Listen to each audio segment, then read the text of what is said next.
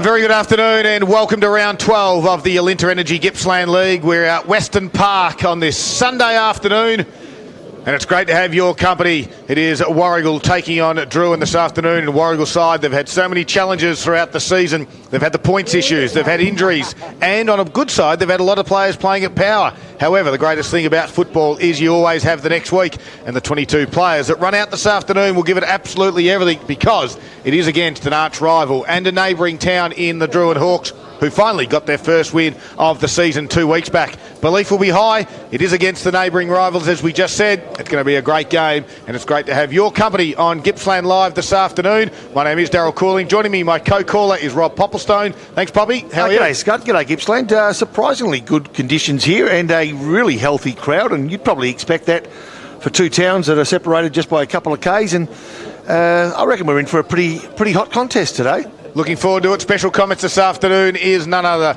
than Timmy Sexton. He's here for Carpet Country this afternoon. He doesn't help dreams become a reality since 1981. Carpet Country do. Timmy, good afternoon to you. Let's go, gentlemen. Great to be here on Sunday afternoon and just filling in for Boxer today. He's obviously got prior engagements. He's not happy either. I spoke to Boxer. Not happy. Not happy. I know that he's been kicked off the A team. Oh, well, this is the B team on a Sunday. We know that you're in the A team, Boxer, but good to be here. As Poppy said, great game between two close rivals. Two teams will be wanting to continue to get some wins on the board as they go into the back half of this season of the Alinta Energy Gippsland League. Number one stats man in the business for Warragul Subaru. Don't forget the new Subaru Outback, the turbocharged all-wheel drive we got here this afternoon in one of those. It's a beautiful vehicle. You can test drive one today at Warragul Subaru. And I tell you what, generous leg room. It even allowed this man to my right get his bung knee into the vehicle as well. It's got the reclining seats. I can't believe you just reclined it back when you're driving. Still had the seatbelt on. His name is Paul Carter. Good afternoon to you, Paul. Good afternoon, Daryl. I actually did fiddle around with the electronic seat adjustment on our trip back from Wonthaggi yesterday, so and mightily impressed by that car too. You may get down there to check it out and see if they'll give me a special Gippsland Live discount. Paul Carter's in the market. He's in the market for a new car, and he just might get the Outback. Might do. Make sure they're on the Princess Highway in Warragul. Get the turbocharged one. It is sensational. You can turbo your next adventure. You and the lovely wife would love one of those, Paul. We'll certainly look at that. Anyway, today's game, I'm really looking forward to it. We did the reverse one at Drouin in round 1 this year, and Drouin will certainly be looking to put behind them the disappointments of those opening weeks of the season when they lost those games by such close margins, and they'll be looking forward to getting 2 in a row today after their win a fortnight ago against Bairnsdale. Certainly will be. Let's get some tips. Who do you think, Pop? Look, I'm going for Drouin. Look, I don't think there's much between them, so I paid careful attention to their pre-match warm-up, and Drouin just looked a little sharper. They were a bit sloppy, the goals, in what I saw. So, I mean, it's not much to go on, obviously, but for me, it's Drouin. By? Won't be a lot, 11 points. All right. Timmy? The Hawks for me by 17. And Paul? I'm going for Drouin as well, and I think that by about 25 points. I think they will pull away late. I'm going to go the Warragul side. I think there are a couple of good ins for them. I believe Hobbs is going to be a fantastic inclusion for him into the side. Give him a target up forward if he starts there, which he is. I think Warragul can win. It's only going to be really tight, less than a kick. I think so. What about when Roy Hobbs come on the scene? What? Who? Have you seen the film The Natural? Rob Redford, Roy Hobbs. Yeah. Baseballer. Really good, was he? Yeah. Just one for those movie buffs out there. All right, first quarter action is about to get underway. It is all thanks to Virtue Homes, the prestige Gippsland custom builder. Be inspired at virtuehomes.com.au. Key matchups early. Timmy, have you found any for us? Hobbs has gone forward, by the way. Hobbs has gone forward along with Corbin Sutherland will be starting out of the square for the goals. All right, so doing the ruck duties for Warragul is Stevenson, so a bit of a surprise, but already we've got a whistle, and it's a centre square infringement. It's against Warragul. It's going to go to the ruckman in Ryan Taylor. Handballs quickly off to Aidan Quirk. Delivers over the top of the head of Evans, and Cooper Elgar will take the first mark for the Gulls across half-back flank. He looks out wide. Stevenson will be the target. A big fly out. Can't complete the mark. At ground level, working hard. Good tackle by Hobbs. The umpire said no opportunity and we'll wrap him up. And that's what you're going to get from Hobbs. He's going to be strong, physical. He is a absolute absolutely beautiful specimen of a man. Yep, if you're ever going to turn, it's for a bloke like that, for sure. Ball bounced down. It's a half-forward flank. Drouin finds some gaps, and they work forward nicely, they do, through Harry Wans, who goes towards centre half-forward. Good take, too, last line of defence, though, by the big fella, Jake Hughes. Good mark, plays on quickly to Elgar. Elgar from centre half back to the outer side wing. Got some room to move and finds his teammate there in Sanini, is it? Yep. And Sanini goes along the line, searching for, not finding Mulqueen. And in fact, the boundary umpire will assume control just to the right of the scoreboard as we look towards the outer side of the ground. Of course, Warragul kicking to the left of Radio and Drouin to the highway end of Western Park. So Taylor in the front spot. Get to the back of the pack there. McLean it was. Handballs across to the runner. Little quick kick inside, forward 50 it goes for Warragul. Sanini tapped it forward. Coming the other direction on that occasion was Kinder. That's Xavier Kinder. Won't have too many surprises what we get from him this afternoon. Oh, there like Scuds, it. Like it a lot. joke of the day, hey? Like it a lot. The ball to be thrown back in on the intersection of forward 50 and boundary. Warragul into attack. Doing the ruck work for Warragul was Stevenson, but not getting a hand to it on that occasion. Saw the name Monticello there. Any relation to Mario Yes. from Monticello's? Son of Son of Good on him. Mario, yes. Used to play with Mario himself, a good footballer, as Warragul again try to thread their way through. And they do that nicely, and Stevenson gets the kick from outside 50. Not the greatest of all kicks because it's gone out of play on the full right forward pocket, drawn to get the resultant free kick. Timmy Riley Sanini's had a couple of touches early. Good little handball through traffic there. We obviously witnessed him in the under-18 Interleague Carnival a couple of weeks ago. Yeah, absolutely. A class player and doesn't look out of place here playing senior football. So Drouin bring it back inboard and they go straight down the middle of the ground. Beautiful kick. Aidan Quirk, who's had some very good games so far for Drouin. Little switch kick looking for Marshall, not quite finding him in the end. Hobbs still taps it out to his runner. Couldn't quite get onto that one was Paul. And it goes Drouin's direction, goes straight through the legs though of the big fella there. And that was Carpenter. It was that was for Warragul. It was trying to get down at ground level, trying to win the football was Carpenter. And we'll have a stoppage, half forward flank, little bit of push and shove. Monticello looks like he's gone back. And on the half forward flank now for Drouin, the two ruckmen go at it. Tapped over the back on that occasion was from Taylor. Not going anywhere was Evans. He was wrapped up by Kai McLean. 3 minutes in, no score just as yet on this Sunday afternoon. Tapped out again. There's surely a free kick's going to go the way of Bailey Stevens of Drouin. Only small, but he did win the free kick. He made the play, didn't take the footy with him, and he looks up. It's a crowded forward line. So he tries to get it out to the fat side, but might not have been the best option. Warragul got some numbers out there. Tapping it to himself out there is Hughes. He puts his head over the football. Tries to go again. Now he has to put a strong tackle on Kaikwerk, who's got the long sleeves on, down in the forward half for the Hawks. We'll see a stoppage. Half forward flank still, other side of the ground at Western Park. He's a nice mover, Kaikwerk, like the way he approached that. Didn't get through traffic, but the pressure that he put on was good. Brodie Atkins, first player to chase the ball down, but coming in to lend a hand. I reckon, was it Hughes again or was it Sanini? Sanini over the outer side of the ground. So the game at this stage hasn't hit any real heights. It's at the left half forward flank. Drouin kicking to the right of Radio. 3 of the 4 in the commentary position believe they'll win. Scud Cooling gives Warragul a chance as they go forward. Can they find a winner? They can. Could be the first opportunity to kick for goal. On the mark is Cooper Elgar. The player, though, for Drouin with the ball is Tom Evans. So on a 45-degree angle, he'll kick from approximately 45 metres. The opportunity to bring the first score up this afternoon. And we've played near on 5 minutes of this first quarter. So Tom Evans, 45 from 45. Takes some time, head over the ball, looks comfortable, off the boot. Might have just pulled it left. He has done that, so a minor score, Paul Carter. And that score has come up right on the 5-minute mark, and on the Virtue Home scoreboard, that has a 1-point lead to Drouin. Yeah, Drouin certainly having more control of the ball at the moment and just not getting any reward going inside 50. It's been played between the two arcs, and I think, as we said, the breeze is pushing towards that way. So Warragul will need to be smart how they bring the ball back in here. Yeah, and they weren't. Cooper Elgar drove it straight down, although the free kick is going to go in the way of Hobbs. He just got shoved out of it. His kick, a little bit errant, looking for Sanini. Finds it on the second bite. Kicks it over the top, looking for Bailey Paul. Located it nicely in the air. A little bit of an open forward line. Corbin Sutherland is the target. Goes straight through his legs. Bit of open space out the back. First one back there is Bethune and Sutherland. They both go to ground. And happy to see that umpire blow the whistle, Charlie Bethune. We'll have a stoppage at Warragul's forward end of the ground now. Can they find something from this stoppage? 5.5 minutes in, make it 6. Stevenson tapped it down, tried to crash his way through on that occasion. Looked to be McCalla, and we'll have a boundary throw in.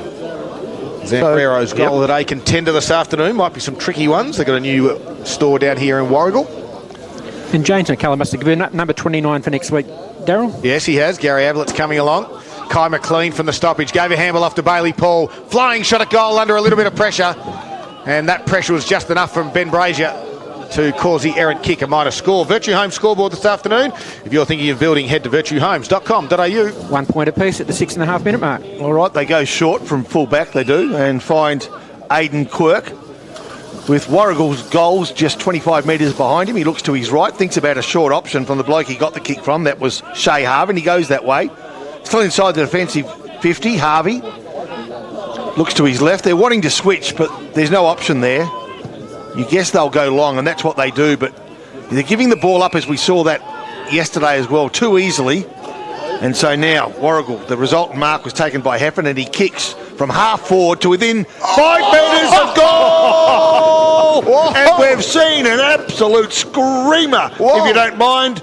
Liam Summer flew high, and it was reminiscent of the Essendon player that took the mark at the top of the square. Gary Moorcroft? Gary Moorcroft, many years ago. So that's what you just missed if you're out at the ground, but if you were, you saw what I saw, and it was a beauty. Or if you're marking something down on a bit of paper. I think Kingy just looked across and said, did the cameraman get that? And I think the answer is yes, as Sumner comes in for Warragul's first. The double fist, as you'd expect, the high-flying mark. He completed it with a beautiful goal. Absolutely did. It turnover of play there by Drouin, and was a quick kick in there by Hefford, a long kick just outside the goal square, and Sumner set himself for it. You could see his eyes light up when the Drouin player just kept backing into him.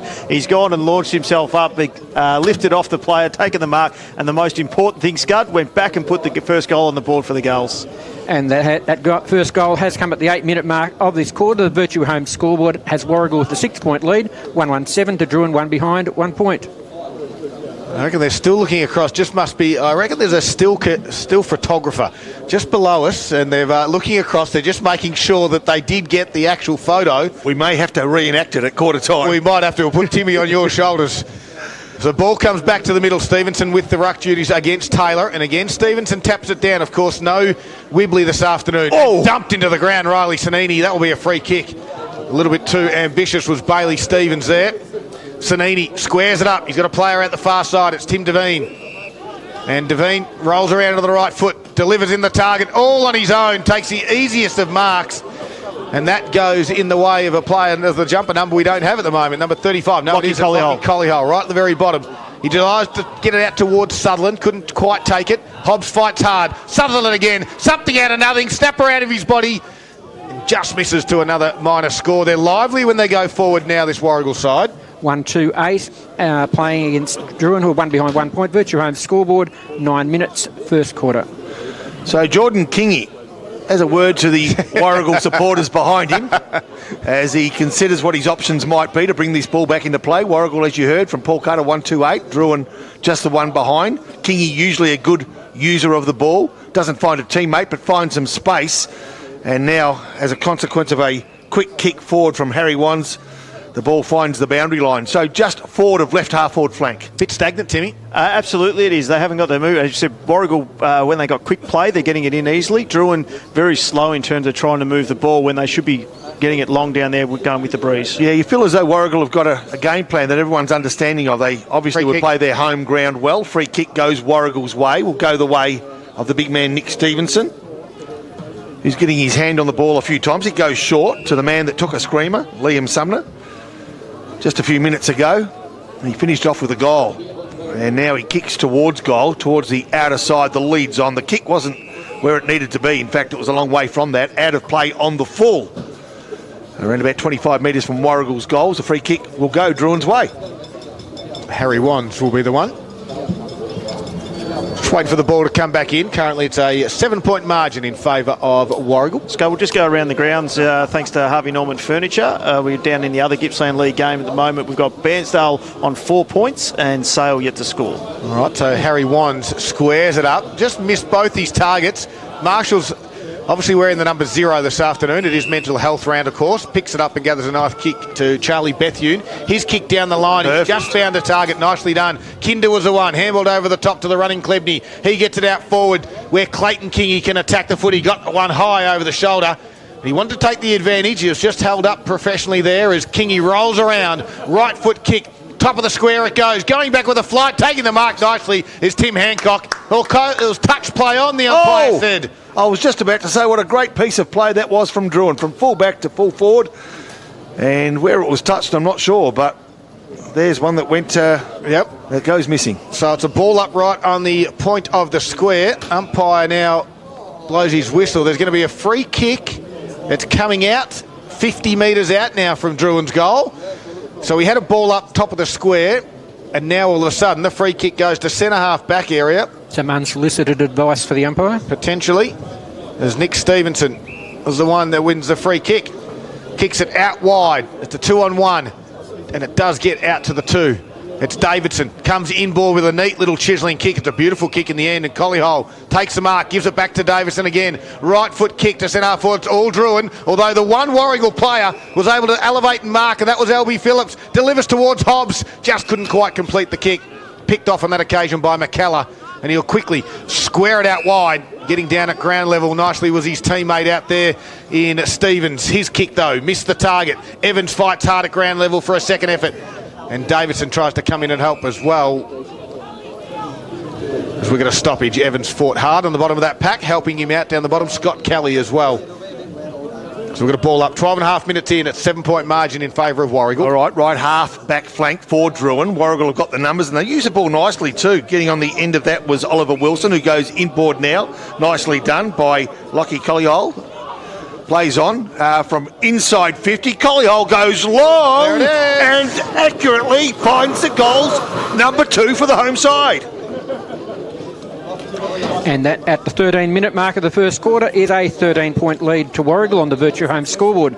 The goals are 2-2-14, leading Drouin, who are one behind, 1 point. A quick ball movement there by the Gulls is catching Drouin out every time they're getting the ball in, and that's the important thing. And Collyhole there just played onto his left foot, and wasn't the prettiest of kicks that went forward, but it was effective pop. Yes, it was. That was the important thing. So 2 early goals for Warragul, and that's the start that they needed. Into the breeze, Tim? For me it is, and I think we saw that with Clayton Kingy's kick into the forward 50, the one that was sort of touched. Gee, they got another free kick. Yep, they're getting the rub of the green as well now, Warragul.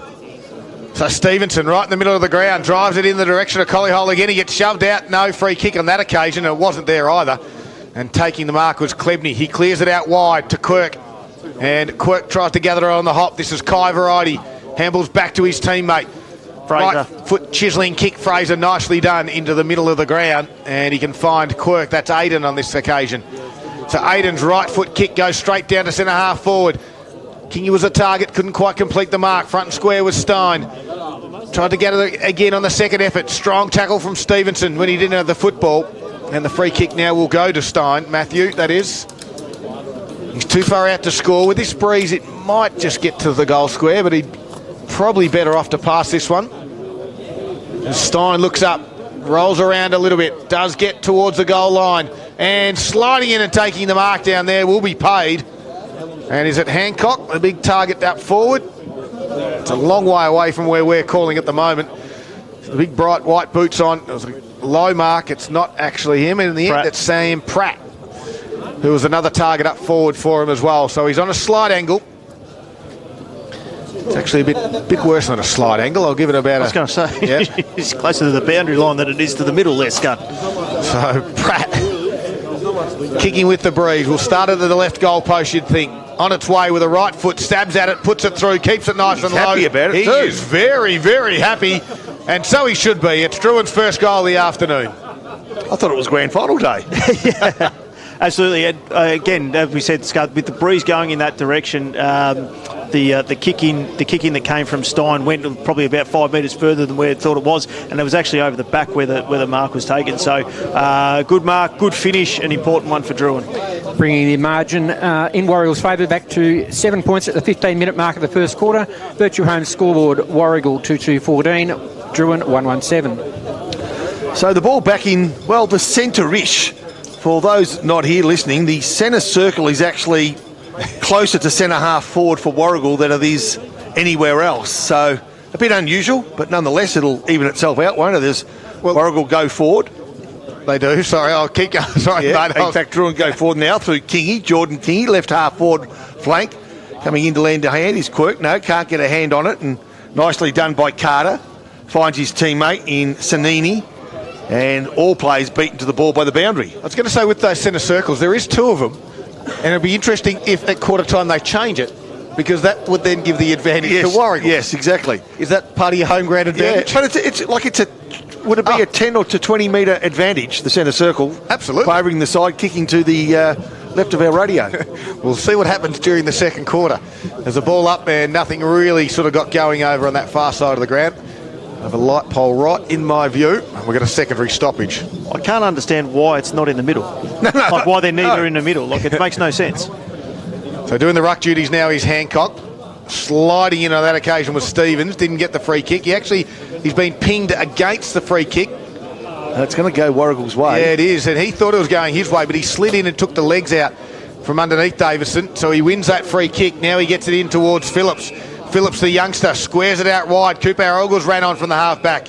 He's got Paul if he wants him. He'll go to him by foot now, although didn't quite hit the target. Evans comes in to ruffle the feathers there of the Gulls. And now Cooper Elgar it is, got the handle over to Phillips, who drilled a pass into Nick Mulqueen. Awkward style by the young fella there, but effective, LB Phillips. Well done. Young 18-year-old, plays in the under-18s, played his first game a couple of weeks ago, held his spot. And Nick Mulqueen is a renowned goal scorer. This will be a almighty kick from here. He's going to have to kick it 48 metres, right in front of the commentary box. On its way, Breeze nearly brought it back left to right. The goalposts are moving about quite a bit. And on your Virtue Home scoreboard in this first quarter, in-house design team work with you to design your home that suits your lifestyle at virtuehomes.com.au. 8-point lead to Warragul, 2-3-15 to Drouin 1-1-7. Jordan King to bring the ball back. Just appears to me that wind may have picked up a tad. Absolutely, it has popped. Very good eyesight by you. Thank you, my friend. Jordan King goes towards the outer side. In fact, more down the corridor.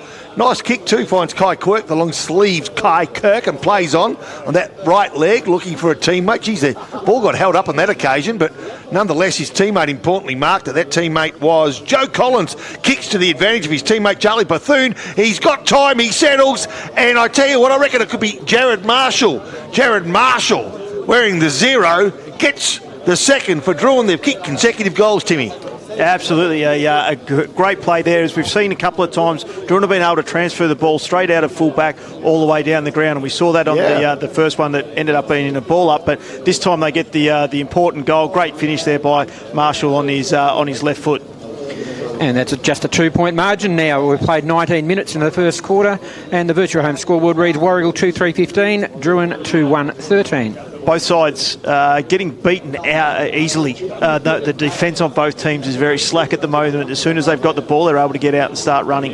Yep, transition footy is the key at the moment. Whoever can get the slingshot, generally get the shot on goal. Back to the middle they go. Quick little underground handball from Drouin, couldn't quite get it through, and then the strong tackle in the end. He's been busy, Stevenson, hasn't he, the big ruckman for Warragul? Yep, Charlie Stein put a big strong tackle on the big ruckman, and of course he's a renowned backman as well, but with Wibley out, he's had to do the ruck work, and again, it is Stein putting a strong tackle on, and that should nearly be a free kick to Warragul. Stevenson was on the ground, he had his head ripped off, and the umpire said no, we'll do it again. Davidson coming in there for Warragul just to lay a bit of muscle in. Yep, we like his work, especially on social media as well. He's one of Gippsland Live's favourite. The big tap clears the congested area. Running onto this one, out wide for Warragul. Sumner. Was Sumner. Nicely done to get it to half forward, and then Stevenson trying to put a strong tackle on someone's head. And you can't do that. Shea Harvey will win the free kick for too high. He's a bit angry, the big fella. Called play on the umpire. No one's heard it, though. Yep, he just rolls around now. and drives his right foot into it. Finds a nice teammate out wide, and that's Marshall. On the right foot, goes short. There's Stein again. Just dropped the mark that he probably should have taken. Harry Wands comes in to help out. At ground level there for Warragul is Bailey Paul, and he's been pinged for holding the footy. Dived on the footy and then didn't get rid of it. Drouin just starting to find their mojo here. Wands goes towards centre half forward. No one can mark it. Back there running onto this one is Monticello. Goes to ground. And nicely handled over the top there from Carter. Little kick off the ground from Sanini. Tries to clear the defensive 50. He does that, but it's going to come straight back in. A quick kick comes from Joe Collins. Over the back it goes. Alga was good. Under pressure. Handball to Bailey Paul. And the left foot kick clearing. He wants the boundary line. Does he find it? And he does. Did he disguise it enough? He did. Just. No, he didn't disguise it at all, Scud. He was a left footer and he kicked it directly to the boundary line. The umpires didn't see it. He disguised it well. 21 minutes gone. The margin 2 points in favour of Warragul. And it's at right half forward flank for the visiting team, Drouin, as the ball gets thrown back into play. Beat both ruckmen, coming through nicely. I reckon that's the player wearing the 0. Jared Marshall took the ball, handballed off. On the end of this is Jordan Kingy. Dances around under pressure, tries to find his teammate in Bethune, can't. Pressure's too hot, but now coming out is Clayton Kingy. And from the wing, kicks to, within 50 of Drouin's goals. Bit of physicality starting to creep into this game. Just little niggles around the field. The umpire takes control of the ball, right on the arc of 50, close to the boundary, Drouin into attack. Let's see what we can do here. Taps down, nicely done. The long-sleeved Kai Kirk get first opportunity. Can't get rid of the ball legally. In fact, it's going to go against him, and a free kick goes Warragul's way. So they'll go short, and they keep the ball in nicely. Is that James Davidson with the ball now? Bailey Paul. Bailey Paul, thank you. Bailey Paul, and that left leg kicks towards centre wing. Flying high, not taking the mark. Was Mulqueen, comes to ground. There's a bit of heat around the ball, bit of feeling in the game as we sort of alluded to. The umpire will break this one up as Brad Hefford is the last player up, wearing the 0. He gives the ball back to the umpire, who balls it up again, and they'll attempt to go forward again. Oliver Wilson overran the ball, and the ball will be held in. Again, the umpire forced to take control as I pass over to Scud Cooling to break this pack open. Yeah, good luck to Ollie Wilson, playing his first senior game, of course, coming up from the under-16s he is. So a youngster from Warragul. They do have some great youngsters, this Warragul side. Although Drouin win that stoppage. Harry Wands kicks around the body. It's marked back there by Carpenter. And Paddy Carpenter squares it out wide. Found Scott Kelly, half-back flank, inboard kick is neat. Bailey Paul, though, dropped the mark that he should have taken. Now he's under all sorts of pressure. And he's under pressure from Hancock and Quirk. And the umpire will ball it up at the end. Just those little skill errors, Scud, that are just affecting the ball movement of Warragul. So Paul again takes the ruck duties, but running on this one is Aidan Quirk. Drives it towards centre half forward. Kingy shot a handball off to Quirk again. They get it out the fat side. Running out wide is Clayton Kingy. Goes to ground. Now he pops back up again. Tries to get the football back. He's a right footer and he swings around and he drives it to the top of the square. There's a free kick for a hold. Surely it will go Drouin's way. And it's going to go in the hands, is it Kai Quirk? I think it is down there. Just the Warragul defender just Ben Brazier it is. Got caught out at the back, and then the ball actually was going to end up dropping short. He had a fistful of jumpers, so it was an easy call there for the umpire to ping that one. So Ben Brazier will come in directly in front, should not miss this one. The commentator's curse won't occur here. He's only 20 metres out, and he'll pop it over the goal umpire's head without missing anything. You're joking, aren't you? Guess what? Mate, I was giggling. It was never going to be a goal after that build-up. If we had the big build-up, but I'm not sure where he was going with his run. Well, he heard me. Lucky to have made it behind. 1 point the difference at the 24.5-minute mark on the Virtue Home scoreboard. Warragul 2-3-15, Drouin at 2-2-14. Is that Liam Sumner waiting for the ball to come back into play? There's 35 Drouin people. None of them are willing to help to get ball. It's Cooper. Here it comes. Cooper Elga. Just around the grounds for Harvey Norman Furniture in the other Gippsland League. We've got Sale currently leading Bairnsdale by 2 points, 22 minutes into the first quarter down there. All right, so the ball to be brought back into play here at Western Park, Warragul, with a slender 1 point lead. Bring the ball back in. Wasn't a goal. Well, it turned out to be nice in the end. Looked a bit sloppy off the boot, but Tom Hobbs took the mark on the half-back line, left half-back flank. He's going to kick along the grandstand side of the ground, which is their preferred option given the windy conditions, but roved nicely it was too by McKellar. His kick was smothered. And now what was going to be defence turns into attack as Warragul go forward, just threatening the forward 50. And taking the easiest of marks was Shea Harvey after the kick came from Warragul. And Harvey goes short. And it's a 50-metre penalty. I'm not sure what was on the mind there of the youngster. Warragul's number 37, Ollie Wilson, but he overstepped the mark and it was quite obvious. So a 50-metre penalty will favour Jordan Kingy. He now comes to the centre of Western Park on that left leg, runs over the cricket pitch and kicks long to Kirk. Nicely. Good strong mark. Nicely done, Kai Kirk. Mark on the arc of 50. Slightest of angles. Against the breeze, won't make the distance, but plays on around the man on the mark and now finds the distance okay, but in going for that extra yardage, he pulled it to the left and just squeezed through for a point. Just making the scores even at 2-3-15 apiece. Poor manning of the mark there by Warragul. They actually just let him roll around without any issues, and he just pulled the kick though. So Elgar rolls in, touches it down on the ground, gains an extra few metres, then kicks it out wide. Trying to tap that over the top was Lucas Carter for Warragul. But Drouin had all the numbers. A kick around the body from Joe Collins. Goes towards half forward. Kirk's been busy. Can't complete the mark, but he bounces up quick. Handballs back to his teammate in Klebney. He goes inside forward 50. Brazier takes the mark. He's right on the boundary line and he's outside 50. So he kicks to the hot spot. A big fly will come from and find Bailey Stevens. He just read it better than the opponents there for Warragul. He might not be more than 5'10", but he certainly took the overhead contested mark with ease. Nothing wrong with that, Scud. Nothing wrong with being under 5'10", but players there have got to understand the wind is coming that way, so anyone that's trying to kick it back into the middle, the ball is going to drop short. No, I'll help Drouin here. He's got no chance of kicking this, no chance whatsoever. And he's put it... No, he doesn't have a chance. I thought it might work, no. He went with the reverse curse. And again, it's another minor score, but it's enough to get the lead, Paul Carter. Exactly. To 1 point lead now to Drouin, 27.5-minute mark of the first quarter, 2-4 to 2-3. Albie Phillips takes the mark after Cooper Elgar brought the ball back into play. Is that Ollie Wilson, outer side of the ground, who has the ball? Outer side wing. Just looks up. There's not a lot of room to move, so he goes short to a teammate, an option. That is Sanini, Riley. Now they go in the corridor, and it was a nice, risky kick. It paid off nicely, though, in the end, didn't it, to Hobbs? Those white boots, Hobbs, big brute of a bloke, goes to the zero wearing Brad Hefford, right half forward flank. Play on is the call, so he does just that. Can he thread one through? He can. Can he find a teammate? He does. And that's Mulqueen. So Mulqueen from just outside 50. In fact, he's probably 65 out, truth be known. In the dying minute or so of this game, you'd suspect. He goes inboard, risky kick, didn't pay off. Matthew Stein takes the mark, defensive 50. Just tells his team to settle. They've got a 1 point lead. They'd like it to be more, given that we think they've got the favourite end with these windy conditions. We'll know more at half time, won't we? His kick goes towards the outer side of the ground, probably the defensive side, and finds the boundary line. Not a bad result. 28 3/4 minutes gone of this first quarter.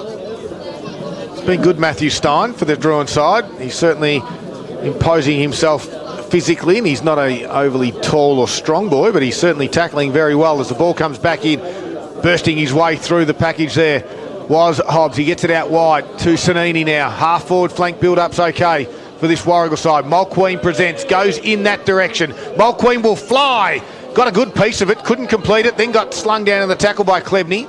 And the umpire will wait and now ball it up. 29.5 minutes gone in this first quarter. It's a 1 point margin. Drouin lead it. Great lead, but they're the ones that you need to clunk. Yeah. Easy mark was uncontested really in the end. Good tap by Taylor. Sanini again, being busy. Right foot, dangerous spot. Gets to the back. Oh, dropping the mark there on that occasion was James Davison. He fights hard again at ground level as well with a little bit of help from Connor Williamson.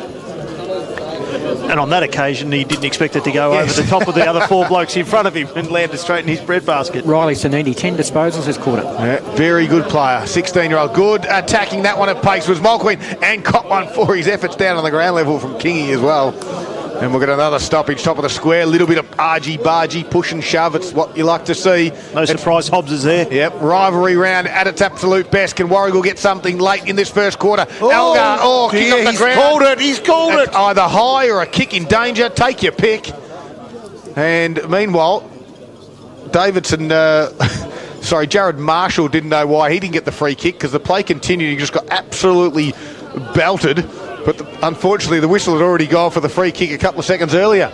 And the defender, Cooper Elgar, just about on the quarter-time siren. You would think it's travelled 30 and a half minutes. We'll have a shot on goal to get the lead, what we think is against the breeze for this Warragul side.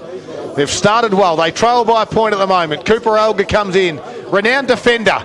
Puts it on its way and loves it. Absolutely loves it, the youngster.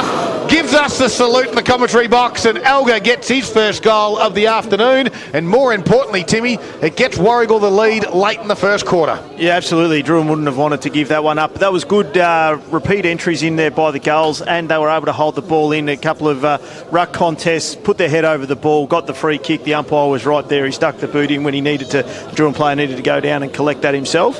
And as you said, Elgar went back and did what he should have done and put it straight through. And in the shadows of the quarter-time siren, 5-point lead to Warragul, 3-3-21, 2-4-16 Drouin, Virtue Home scoreboard. 31 and a half minutes gone with just 5 goals. Crazy. I hope the bloke at the siren hasn't fallen asleep. I'll let you know in about 30 minutes' time if it hasn't gone. Here we go. They go forward, Drouin, probably in the dying seconds. You'd have to think so. Through Stein, kicks inside forward 50, sloppy kick. Too much work to do, or is it too much work to do? Keeps it in, no. Goes out of play in the end. Aidan Quirk was that player, Wesley. Siren goes. It is quarter time. The Warragul side lead it. 3-3-21 leading Drouin 2-4-16. A goal to Cooper Elgar with about 30 seconds to go in that quarter. Got Warragul the lead, kicking into the breeze. It is a great game on Sunday afternoon. Great to have your company wherever you might be across Gippsland and the Valley. A quick break. It's all thanks to Harvey Norman, Electrical Gippsland.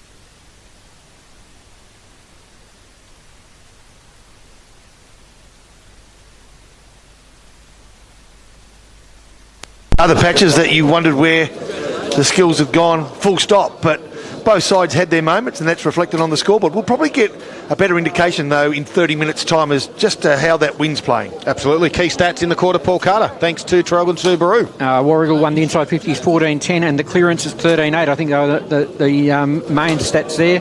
Cooper Alga, 10 disposals. Some of them were kick-ins. Riley Sanini, great quarter. 7 kicks, 3 handballs, 2 marks, 3 clearances, 2 inside 50s, 10 disposals. Best player in the ground currently, I would say. Absolutely. Got a quick score for us, Timmy? Yeah, around the ground, thanks to Harvey Norman Furniture Gippsland. We've got quarter time Sale 3-1-19, Bairnsdale 1-5-11. And in the AFL game, just for those that are interested, we've got the Cats leading by 62 points halfway through the third quarter. Wow, here it is. Second quarter for Maui Racing Club right now. And a little tap down there from Taylor it was. Get it forward. Marshall handballs over the top. The run there from Bailey Stevens. Taps it forwards in towards Kai Quirk. And Quirk gives a handball back to Evans, who tried to crash his way through. Lost the footy and was pinged for holding the ball. Cooper Elgar with a strong tackle. Goes off his line. He's been called to play on, but was up to the task. He found the target in Hefford. Hefford squares it out wide. He's got Monticello there. Just missed him with the kick.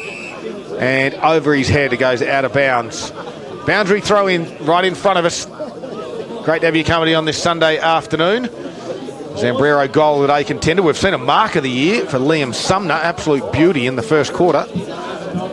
Zambrero's got their new store in Warragul as well. Victoria Street. Stevenson over the back for that boundary throw in. Evans twisting and turning. Handball backwards. Here's Brody Atkins. I think the first time we've seen him this afternoon. Inboard kick.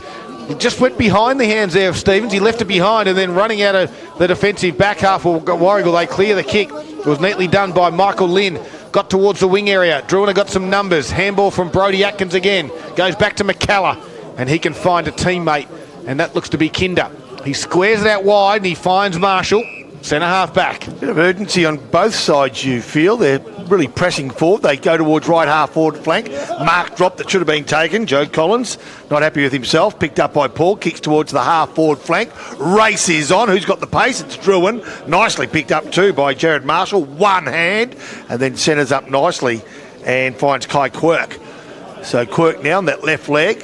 Goes laterally from right half back flank to left half back flank where he's found Shea Harvey, who wants to go even deeper. 2-on-1 option. Can he find a man? He can't. Comes to the back of the pack and it's Hobbs, who dances around one. Doesn't know that there's another one coming, but gets rid of the ball nonetheless. His kick was perfect to Sanini, who's been busy. Right leg. Leads on. Can he find a winner? He can. Back of the pack. And it was a nice lead, a nice leg, and Mel Queen will get the opportunity, we think. Corbin Sutherland. Sutherland it is, thanks Timmy, who takes the mark just inches inside the boundary. And the lead was hard, the kick was nice. Tough kick this one with the breeze coming from his back here. So Corbin Sutherland need to put a bit of work in this ball for it to find its way through the centre. Oh, bang, hits the right upright. It's the only place he could have kicked it. He had to kick it at that point post. That goal post. Absolutely. Perfect kick. He hit it. He smacked it straight into it and it's still wobbling. First score of the quarters come at the 3-minute mark and it's a 6-point lead to Warragul now on the Murray Racing Club scoreboard. 3-4-22 to 2-4-16. Jordan Kingy rolls in out of full back, comes to the near side. Hancock is his target. Hobbs is there to compete against him. Comes to ground level. Davison shuffles it forward and then fights again at ground level. And we'll have a stoppage 60 metres out now from Warragul's goal.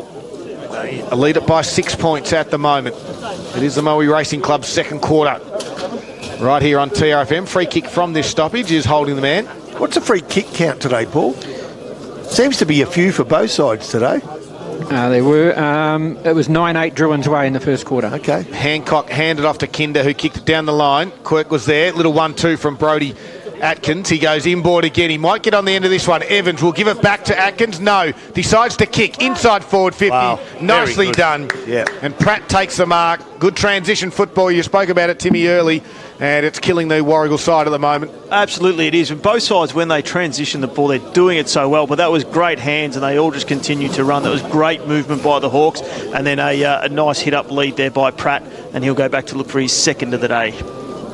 So Pratt on a slightish angle will come in from about 45 metres out to level things up in this game in the 4-minute mark of the second quarter. Leans back on it slightly, might not get the distance in the end. Hit the upright of the point post, which means it's out of bounds on the full.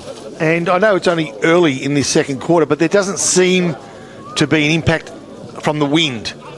No, that's exactly right at the moment. So Bailey Paul comes to this side. Davidson is going to go ambitiously in the middle of the ground and turn it over. And Marshall there has it for the Hawks. He's going to reload. He's got Pratt on if he wants him. He went to the other direction. Kirk's there. Quirk takes the mark. Great kick, great lead. Assessed the situation, Jared Marshall. He's been great for this side so far. And now the variety of Kai Quirk will come in. We'll have a shot on goal to take the lead at this time for the Hawks. To draw it up. The other one was out of bounds on the full. As you said, great movement, and it was good movement by the forwards too. Pratt and Quirk going in different directions on the lead. They had options everywhere. So Kai Quirker, an out goals kicker, knows where the goals are and brings it back. Not enough. We've had another upright struck. The Breeze has still got to push. They've got to start it at the left goal post, Scott, this side. Remember Elgar? Yeah, you're right, Timmy. Exactly right. I reckon you go down and have a word to them at half time. I'll appreciate the advice. As Elgar goes short to Carter. First they'll ask who you are, but then straight after that they'll appreciate the advice. I'll say it's come from Boxer Lacino, the greatest goal kicker that Gippsland's seen. One of the greatest, no question about that. Please don't pump him up like that. He loves it. He does. He's the only one. Yep. He usually records those snippets and then plays them back late at night while he's lying in bed next to Marty. You hear that, Marty? Did you hear that, Marty? The greatest ever, the greatest ever. Starting to sound more and more like Warwick Capper every week he is. The ball now, centre of the Western Park Oval. Attempted kick off the ground, was missed. Fighting hard ground level. Nicely done too, was Marshall. Can he keep the ball in? Doesn't matter. It's been kicked out from Drouin. Inside forward 50. Contest. Getting rid of his opponent was Taylor. Couldn't take the mark, and in the end they're beaten to the ball by the boundary line. 40 metres out from Drouin's goals. Kicking to the canteen end at Western Park. Maui Racing Club, second quarter. The margin is at 5 points in favour of Warragul. 3-4 to Drouin's 2-5. Ball thrown back in, Scott. All yours. Stevenson tried to grab it out of that ruck area. Little toe poke by Sanini was okay. Got it out of the congested area. Picking it up there was Bailey Paul. Shuffled the left foot out to the open spaces. Running onto this one. The first one, though, was Harvey for Drouin. Comes back inboard to Klebny. He can come further inboard. This guy's been busy in the opening second quarter. Kinder. Little chip kick towards centre half forward. Beats 2 or 3 players. Evans, little toe poke, and another one. Ricochets off the shin there of Stevenson. Bounces out the back. Warragul, look at all the numbers. They should win this one. Sanini does well. Gave it to Hobbs. Hobbs then left it behind. Went and had to find the footy. Sanini was so good at ground level again. The 1-2. Hefford. Back to Sanini. He's a great talent, this little boy. And he kicks it towards half forward. No one's there, though, for the Warragul side. Numbers back there for Drouin. And lands in the hands of Bethune. And he can find a target on the far side. It's Harvey to slow things up for the Hawks. So just short of right half back flank. Harvey for the Hawks. There's a change of direction on, he believes. He's going to take a mighty kick. No, they've gone backwards, kept possession. Is that Kingy down there with the ball? No, it's not. I can tell you who this bloke is. It's Klebny, who from full back now changes direction, takes a bounce, wants to draw a man. No man coming. He's going to have to go over the top, and he does. Kinder. It finds Kinder. And on that left leg, this is a risky kick too. Oh, nicely competed for there. Joe Collins brought the ball to the front of the pack, and that's where he had some support in Stevens. Feeds it over. Stevens gets on the end of it, gives it back to Marshall. Marshall runs towards half forward flank. Kick is almost perfect. It was Tim Hancock that provided the lead. He gets the bounce. He kicks for goal. He needs the break, and it breaks the wrong way, and in fact hits the point post on the end. But there is a kick for a push in the back as he kicked. Yep. And what would have been a boundary throw in now is going to be a kick on goal from Tim Hancock. Again, great hands in a nice and tight contest there by Drouin. We're able to release Marshall. His kick didn't quite get to Hancock, but it bounced the roll in front. Hancock had the run in front. And 2 big blokes going at it. And in the end, Stevenson landed in his back as he tried to snap it for goal. All right, Timmy, of a different kind. This one's a Hancock. You've come from Sexton. Here's a Hancock. 30 metres out directly in front. He goes bang. Here we go. Game on. Puts it straight through the middle, Bob. As we said, great movement again by Drouin out of that, and that's been a lot of their goals, has been able to be quick transference of the play, ended up directly in front and put it through like he should have. Lead goes back to Drouin at the 9-minute mark of the second quarter.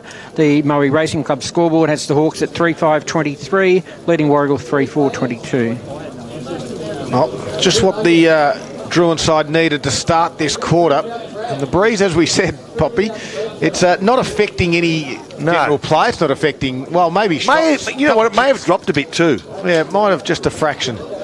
Certainly on the far side. The ball back to the middle. A big tap down there from Taylor. In the middle of the ground is Sutherland. Kick was ricocheted and smothered. Still went Warragul's direction, though. Hefford comes hard the other direction. And then putting on a strong tackle was Phillips in the end. Caused the football to bounce around. Sanini just got an awkward bounce. Comes the other direction. Nicely done there by Bailey Stevens. Ball still in the middle of the ground. Fighting hard is Jack Fraser.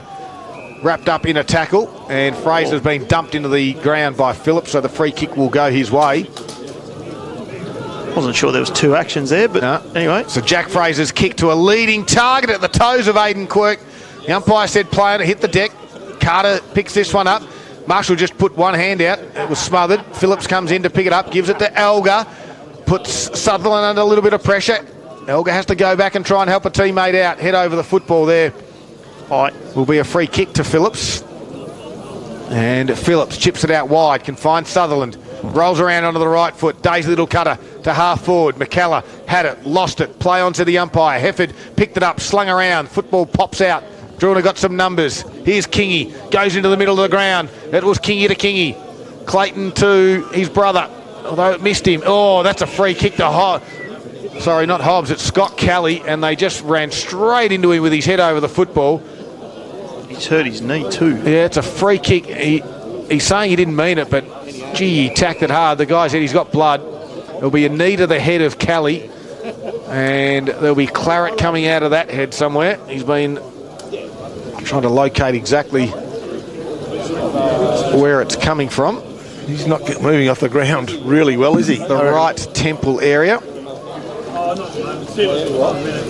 As Kingy's holding his... Well, he was holding something else there for a moment, but I won't call what he was holding. His right knee, I think it might have been. It was his left groin, and now he's leaning on his left knee. That's not quite right. I think that both knees might be crook. And something else a little bit higher. Stevenson, right foot kick, goes inside forward 50. Just holds up in the breeze there. That's what the breeze can do. Kicking in that direction. From a little bit left to right, right to left as well. Warragul do get the stoppage though. So Breeze is just pushing it, when they put it up in the air, it's just pushing it from where we are here in the grandstand, pushing it across to the middle of the ground. That's where it's sort of pushing it across and making it fall short, Scud. Whereas at this end of the ground, it's a bit more protected and not really having a great deal of effect on it. Free kick will go to Sumner's way. Pop. Clayton Kingy off the ground after that hit on his knee. I'll tell you quick what. Kick goes from 55 metres out, back of the pack. I reckon they've kicked it off the ground. Yep. I think Mulqueen's gold from nothing. He's happy. And so he should be. A kick came from 65. The wind carried it. The umpire's just checking with the goal umpire. Goal umpire, the boundary umpires. Yeah, indicating for a video replay. One moment. To see if something. Yep, all clear, goal. which is what the goal umpire was happy to go with in the first place. So I think at the end of the day you trust him. But again, that breeze, Sutherland from outside 50 brought it in, and that ball kept coming in to then land in the goal square, and then Sumner, smart thinking, kicked it straight off the ground. But there is that definite breeze. Was it Sumner? Was it? Sorry, Sumner's kick was the one in, was a good one. Mulqueen was the one that got on the end of that one. And on the Murray Racing Club scoreboard, the lead has swung back to Warragul at the 13-minute mark of the second quarter, 4-4-28 to 3-5-23. Stevenson gets the tap. Free kick behind play. Going to go Warragul's way again. Stevenson with that free kick. He's had a few of those today. Right half-forward flank. The kick wasn't bad. Found his teammate there, half-forward flank. Doesn't seem to be travelling real well, Williamson. Now the ball inside forward 50. It's all Drouin now with a bit of room to move. They just need to execute the kick, and it wasn't as good as it could be. And good hands. Under pressure, it was good hands too.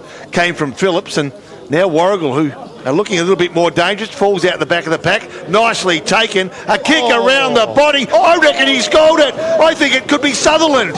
Sutherland has been an unbelievable finish, and he is the leading contender for, guess what? The Zambrero goal of the day. That's what. Absolutely, it was. Classy finish, which is what he is, Corbin Sutherland. He's been known about it in this Gippsland area for a long time. They got the ball back in nice and quickly, but that is a fantastic finish there on his right boot and an important goal for Warragul with the breeze. 2 goals inside a minute has taken them from a 1-point deficit to an 11-point lead. So at the 14-minute mark on the Murray Racing Club scoreboard, we have Warragul 5-4-34, leading Drouin 3-5-23. What a goal. What an absolute belter from the boundary line. That was a degree of difficulty, 10.0, and they go again through the middle. Hefford drives it high to half forward. Wilson will have to compete against Kingy. Ground level strength by Kai McLean. Go inside forward to Mulqueen. Goes over the back of his head. Working hard at a ground level with Sumner. Quick handball for Sutherland. Not again. Don't tell me. No, you're not going to.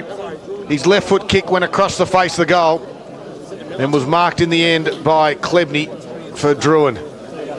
But Sutherland is exciting in the forward line. His kick, Klebney comes out now towards this fellow. Has had a good quarter for Terrelgan Subaru, and that is Kinder. I was about to call him Surprise. I thought you were going there with Surprise. Kinder Surprise. He's been good this afternoon. He's dished this one off though, and it's Stein who has it. Kicks down the wing. 2 Drouin players compete in the air. Couldn't quite complete it. There's Kinder again. Underground handball. Sanini got it back to Cooper Elgar. Twisting. Gave it a quick one to Phillips. Inboard to Hefford. Hefford's left foot kick to the pocket. Leading target will come out. Can't quite mark it as they go to ground. And that Hobbs tries to keep it in. That target down there was Collyhole. And they've got a good little mix up there in the forward line at the moment, don't they, with Mulqueen and Collyhole, and then the lively forwards with Sumner and Corbin Sutherland as well.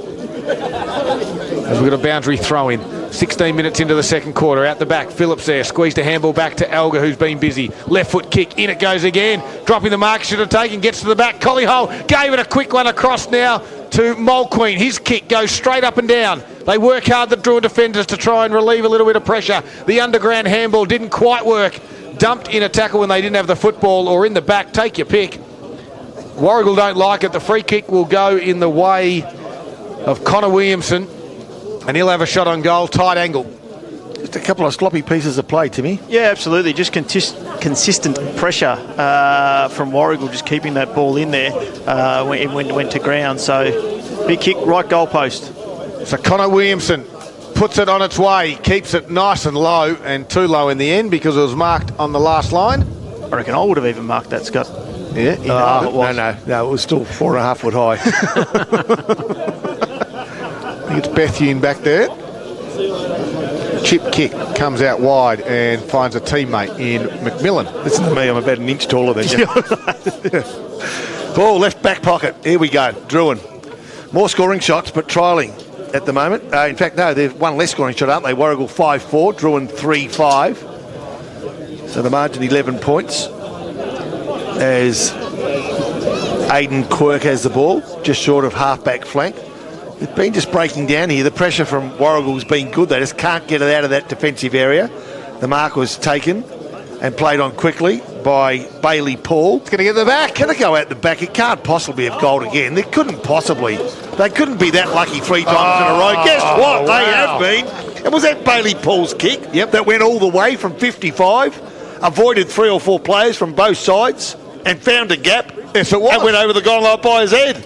Well, it went through his legs. It was a goal. It's been stagnant from Drouin trying to come out of their back line. They've been struggling over the last 5 minutes to get it out. Bailey Paul took a great mark, rolled around onto that strong left foot. Again, that breeze has just taken it over the back of the players that are about 10 or 15 metres out and rolled on through for a nice little goal. And that's another goal, taking the Warragul team to a 17-point lead at the 18-minute mark of the second quarter. On the Murray Racing Club scoreboard, we have Warragul 6-4-40, leading Drouin 3-5-23. Quirk got it out of the middle, drove it inside forward, 50 with left boot, comes to ground level, they twist and turn, kicking around the body is Collins for the Hawks. It's 3-on-1. The 3 is Warragul. Hobbs is there, tried to tap it forward to himself. Head over the football was Hefford, and the umpire will ball it up. I tell you what, big moments, all thanks to the Mall Bowling Club this afternoon. If you want to catch all the AFL games live in the club lounge, head to the Mall Bowling Club. This has been a good performance from Warragul, kicking 3 goals in a row. Can they get the response that they need, the Hawks? Quirk handballs it through. And quickly tackled where was Davidson. And we'll have a stoppage. True centre half forward, 50 metres out now from Drouin's goal. The ruckman will go at it. Taylor tried to tap it to a teammate who was quickly wrapped up. And the umpire said there will be a free kick out of this one. I missed it. Hefford will be the free kick recipient in the end. May have too high. One high, was it? Yeah. Yep. Hefford handballs out the back to Cooper Elgar. Little chip kick over the top. Missed Carpenter. Coming the other direction. They twist and turn. Good handball there from Wands. Goes towards Aidan Quirk. Drives it inside forward 50. 1-on-1. Oh, Pratt was the target. Coming across in front, though, was Hughes. And the true defender does well. Relieves the pressure. Looks for Monticello. Misses him. And it goes over for a boundary throw-in. They get the stoppage. The goals will reset. So Monticello have been a bit unlucky. A few times they've gone searching for him and the kicks have been poor, and both times the boundary. And it's not a small target either. No, he's a big man. A bit more bulk than his old man. As the ball's thrown back in, Aidan Quirk handballs off. Quick kick inside forward 50. Can they find a winner here? They can't. Nicely done by Jake Hughes from the back of the pack to spoil the efforts of Stein. And again over the boundary line. Basically near the intersection of forward 50 and boundary. In front of the scoreboard that reads Warragul 6-4, Drouin 3-5. 20 minutes gone, second quarter. You'd think the Hawks would need to edge a little closer here before half-time, and they've got a chance right now. Not sure that either ruckman got hands to that cleanly, but Warragul get the quick kick out of the pack, and again, the boundary wins out, boundary throw in. Left half-back flank. Warragul defending. Just around the grounds in the other game that we've got here in the Linter Energy Gippsland League, we've got Sale leading Bairnsdale 8-3-51 to 2-7-19. 21 minutes gone in the second quarter down there in Bairnsdale. Don't forget you can get 60 months interest-free, no deposit finance. Harvey Norman Furniture Gippsland. Ball back into the field of play. Head over the football. Kai Quirk did well. Handballs back to his brother Aidan. They go backwards again. Kick was smothered. Working hard. There is Stein. I did that. I bought a couch. Did you? Yeah, 60 months interest-free. Did you get your bonus $1,000 bonus gift card? I can't remember what I got. I don't think it was that much at the time. All right, you can get that now from Latitude Financial as well. Gee, that'd be Maybe nice. you just paid cash. As again, Stein was wrapped up from that stoppage. So would it surprise you guys to be told that Drouin have had two more inside 50s than Warragul? It does indeed. 9-7. That's this quarter? This quarter. Absolutely it does. Kai Quirk tried to kick around the body, missed it, and then a quick kick by Hobbs. Goes to half forward, looking for his target out there in Mulqueen. Good spoil. Wilson tried to get to the front and square, but just missed it. So Warragul 3 goals from 7 forward 50 entries? Yep. Wow. Bright sunshine coming across the ground here at Western Park, Scud. Beautiful Sunday afternoon. In fact, Poppy, it was 3 goals from 5 entries at that time. At that stage, yeah. Wow. So Bailey Paul doing the ruck duties in this boundary throw-in up against Taylor. I'll give it to Taylor in the end over the back, and then the free kick will go Warragul's way, though. In the front spot out there was Hefford, I think it is, on the far side of the ground. Rolls around, right foot kick to the hot spot it goes. Mulqueen will be the target. It gets out the back. Drouin got plenty of numbers. Kingy was there. That was the Jordan variety. They squeeze a handball. McKellar gives it back to the run. And a downfield indiscretion will go right in the middle of the ground. And it'll go in the way of Timmy Hancock. His right foot kick goes in the direction and finds Joe Collins. Open forward line. Pratt presents. Elgar's on his own now, rolls back. They go to Pratt now. The second lead, which meant that the receiving mark was outside 50. And he rolls around. Kick to the top of the square. Who will fly? It will be Warragul's defence. In the front spot, Jake Hughes takes the mark. Did well there, Warragul, pushing back a lot quicker than what Drouin did, and were able to get a few boys back into the middle of the ground there to take the relieving mark. Hughes goes shorts to Elgar. Elgar went short, but the kick wasn't great when he went looking for Lynn, but they've got the numbers around the ball to ease the pressure and kick from the defence. It's Kay McLean who kicks towards left half forward flank. Again, Drouin are there first, overrunning the ball now. But through weight of numbers, it's finally picked up by Atkins, who kicks towards a half forward flank, and a nice spoil by Stevenson finds the boundary line. Right half forward flank. Drouin trailing now by 17 after they trailed by 7 at quarter time. Just a bit of a lull in proceedings. Stevenson, front position, falls to Hobbs. Hobbs runs, gathers 10 metres by way of foot, kicks 40 metres. His leg was great, wasn't taken as it should have been though. by his teammate there in Sutherland, and now Drouin. They ease through McKellar. It's cut off again. Nicely done too it was by Hefford, who goes inboard, finds Sumner. Sumner on that left leg. Nice kick off the boot, just falls short. Good pickup though, and Warragul renowned in this quarter for making something out of nothing. And guess what? They've done it again. Nicely done. Wilson. A good finish, and Oliver Wilson, take a bow. Yeah, good little sidestep, Timmy. Absolutely, great little sidestep. First gamer gets the kick, a smart kick, delivered his first goal. Very, very well played. And as we've seen this quarter, Warragul just their continued pressure up forward, and they've been able to execute nicely. And that one went straight through the middle. And we are now out to a 23-point lead in Warragul's favour. They are 7-4-46 to Drouin 3-5-23, and all that is coming to you on the Murray Racing Club scoreboard, and we've played 25 minutes in the second quarter. Well done to first gamer Ollie Wilson.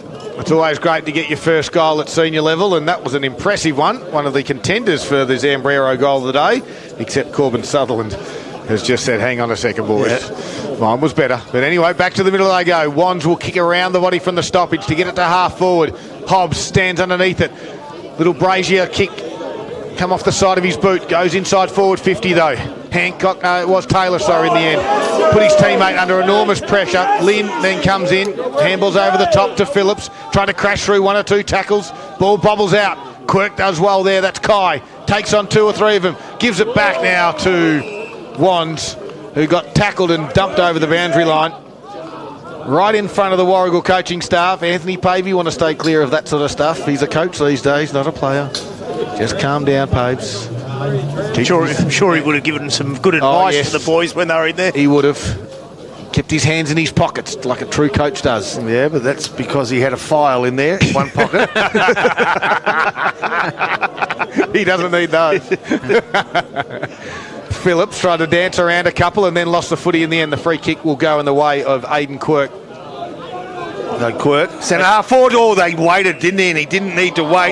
Free kick was paid. It went the way of Marshall. Not sure that it was there. Have a look at Scott Kelly's headgear at the moment. Yeah. From that blood rule he had. Yeah, I'll paint a picture of him in just a moment because they've gone forward and the leg was good to Hancock, who will get a much-needed goal for the visitors. But you're right, the headgear for the player that left the field a moment ago, I speak of Scott Kelly, all you can see is two eyes. And a little bit of hair at the top. Yeah, that's it. Absolutely covered. Here we go. Tim Hancock. What can you do, big guy? Kick for goal. Looked nice off the boot, actually. Good leg. Well done. They edged close to the visitors. Great kick, absolutely. Great movement in there. Great kick in there by the Jared Marshall to Hancock on the lead. Was able to take a strong mark and go back and slot his second in this second quarter, and a much-needed goal there for the Hawks. Bringing Drouin to a 17-point deficit of the Warragul team, almost at half-time. We've played 27 minutes in the second quarter.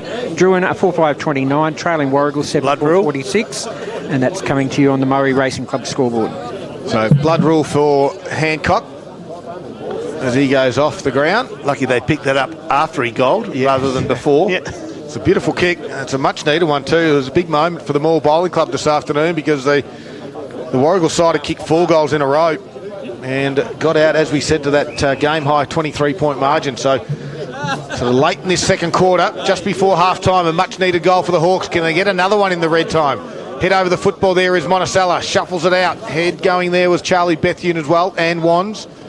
And Stein eventually gets out to Marshall. They go inside forward 50 again, do the Hawks. It's a foot race. It's close to the boundary line. Over it goes. And in front of the scoreboard here at Warragul, down the canteen end of the ground. I'll spend a bit of time there during half-time.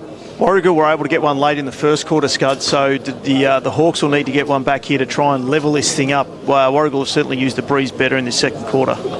A ball thrown back inside forward 50. Nice tap from behind by Taylor. Can't find a teammate. In fact, now picked up by Sutherland. His left foot kick only gathered a couple of metres and it went forward in the blink of an eye by Atkins, and it'll be held inside forward 50. 40 metres from Drouin's goals on a 45-degree angle. They trail by 17 points. We've played 28 and three-quarter minutes of this second quarter. Stevenson went for the tap, didn't get it. Nicely done again it was by Taylor. But again, he can't find a teammate. Corbin Sutherland feeds this one off. went looking for Elgar. Elgar had no room to move, and now he's tackled ball and all, umpire to take control. Atkins, the tackler on that occasion, and just didn't nail him straight away when he would have had hold of the ball. Yep. Ball up again. Big tap there by Taylor. Out the back there, looks to be helping out is Corbin Sutherland. But he tried to take on the tackler who's got ping. And Tom Evans has it hard up on the boundary line. Tightish angle late in this second quarter. 29 minutes have ticked over. He's backing himself in. This will be some sort of goal. This will be your Zambrero goal of the day contender against Corbin Sutherland. He's just given away holding the ball. And he won't want to see this go sailing through, although Evans chips it off. Nice. Does the team play and gives it to Wands. He's still on that tight angle, though. He's right in front of the Warragul Football Netball Club social rooms.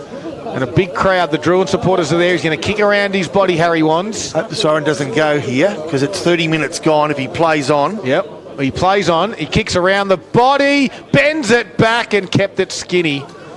And it's a minor score to close out this second quarter.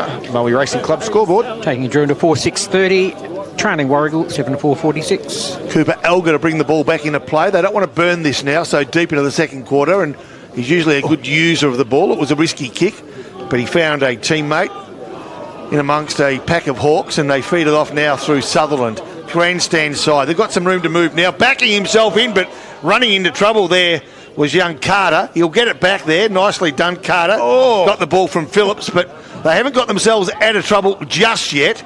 In fact, the ball's stuck around about half-forward flank. Pushing it back's going to go Warragul's way. Sutherland, is it? Yeah, bottom of the pack. There were some tired bodies around the ball. And some niggle off the ball. No one wants to get the ball. Tommy Evans wasn't giving it back. Young Lucas Carter just got whacked straight in the ribs with a tackle that I think if it was the old WWE, probably he would have been thrown straight onto his back. Well, he's built like a turnbuckle, isn't he, this bloke? Kicks long towards half-forward flank, went for the torpedo. Wasn't too bad, but landed in the arms. Was that Hancock who took the mark? Yep. And now he goes laterally to Brodie Atkins. He goes from left half-back flank to right half-back flank. The lead is on from Marshall. In and out of trouble. Handballs, goes short. Nicely done to Harvey. Out of sight of the ground, it's Harry Wands. He had a nice attempt at goal with that left leg a minute ago, and that kick is pretty good as well to Harvey. So they're changing direction. Here we go. We've got some room. If you move it quickly. He moves it quickly. McKellar should play on quickly because he's got a short option. He does that. And he's dropped what he should have taken. He had it spent, Klebney, and now a certain surge forward has been cut off. 31, nearly 32 minutes gone, and we've only added 6 goals. Well, I haven't had too many stoppages, have we, Paul? How are they? Well, clearances have been 10-8 this quarter, and that's pretty average. Okay.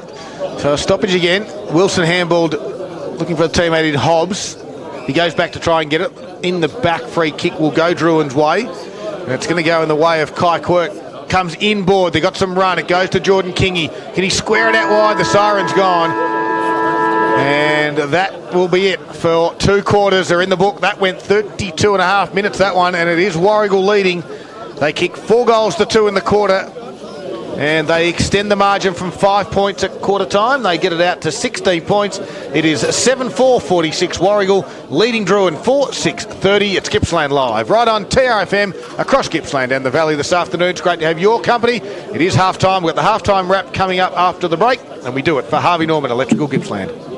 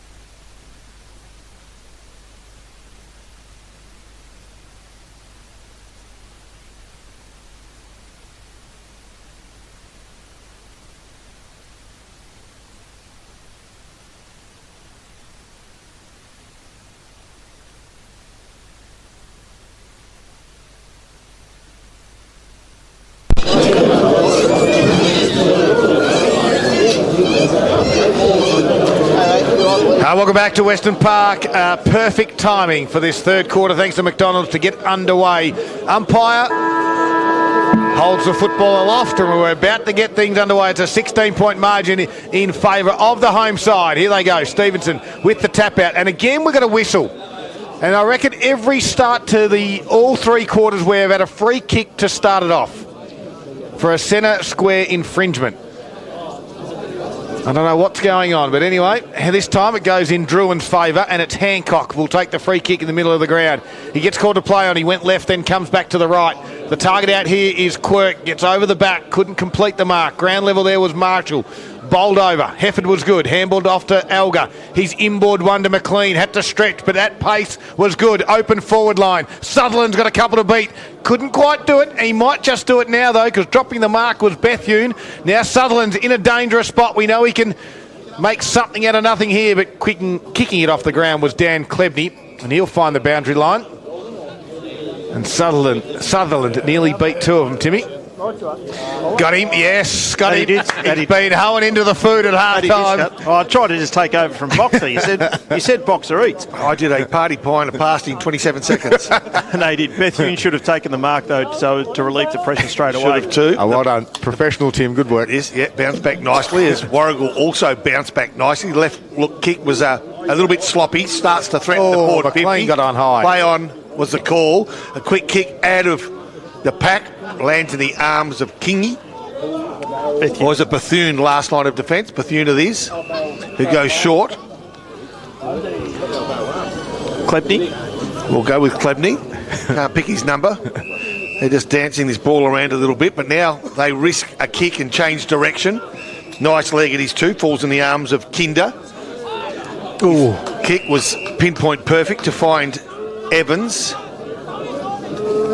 Tom Evans along the line from half back to at wing. Back of the pack, nicely taken, but unfortunately in the end I thought it may have been a free kick. Play on. Carter comes back to Elgar. His left leg is usually deadly. Beautiful kick. And it was too. The kick was perfect, and Mulqueen was equal to the task. He now plays on quickly too, but his attempt to find his teammate in Sutherland was cut off by Drouin's Shea Harvey. Changes direction, keeps possession as Kai Kirk from left back pocket will go forward. So he slows things up. The umpire says it's okay. Quirk now delivers inboard nicely to Marshall. He'll turn around. They're still in their defensive 50, the Hawks. Gets it outside now. Long searching lead by Hancock was good. Hit him on the chest with a nice shoe. Looks inboard. Option was there for Fraser. Ignored that one. Rolls around. Had a bounce. And, well, it nearly didn't come back to him. Didn't need the bounce, to be fair. The kick now eventually gets to Fraser in that wing spot area.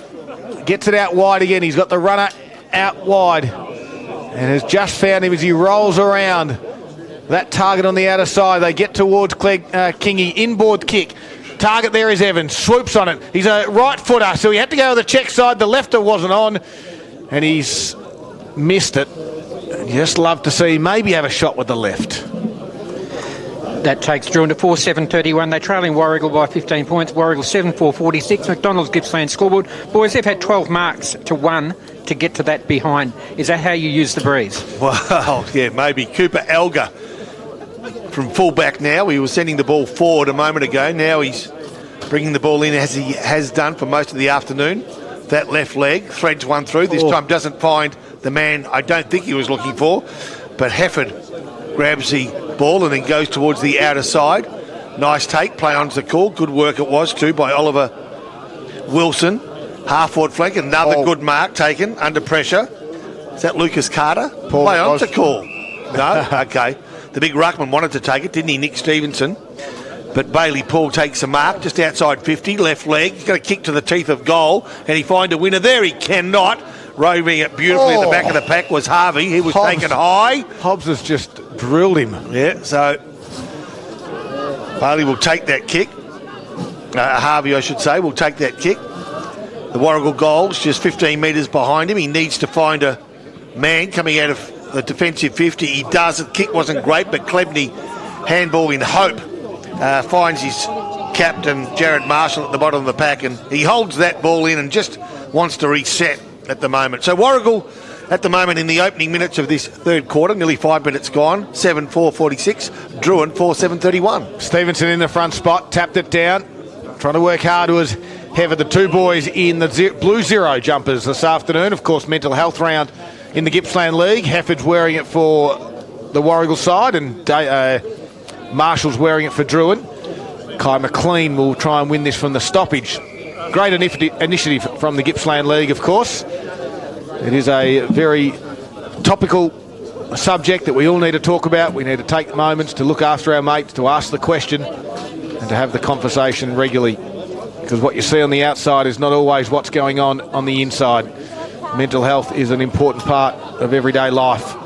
Great to see that the Gippsland League are doing some wonderful things in the promotion of in that space. We've got a boundary throw in here, 5.5 minutes into the third quarter, all thanks to McDonald's. The McCafe celebrating 30 years of coffee, fit for an Aussie.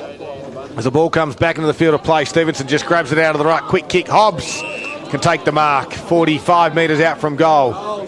He's a thumping kick. The Breezo will be tricky. Now he's been called to play on. I've got no idea why he'd be called to play on. He did not move off the mark, and the umpire just wants to have Tom Hobbs. It doesn't matter. I don't understand that. And now he's arguing with the umpire, justifiably as well, because he didn't move off the mark. He's allowed to go back and have a shot, umpire. Unbelievable when he is up to it, because he's that classy. He drilled the pass to Bailey Paul, 30 metres out. So Bailey Paul will go back, slightish angle right in front of the commentary box, kicking towards the social club room into the ground. He loves it off the boot. The Warragul supporters love it. And Bailey Paul gets his second of the afternoon. More importantly, though, Timmy, it's a good little buffer that this Warragul side have now.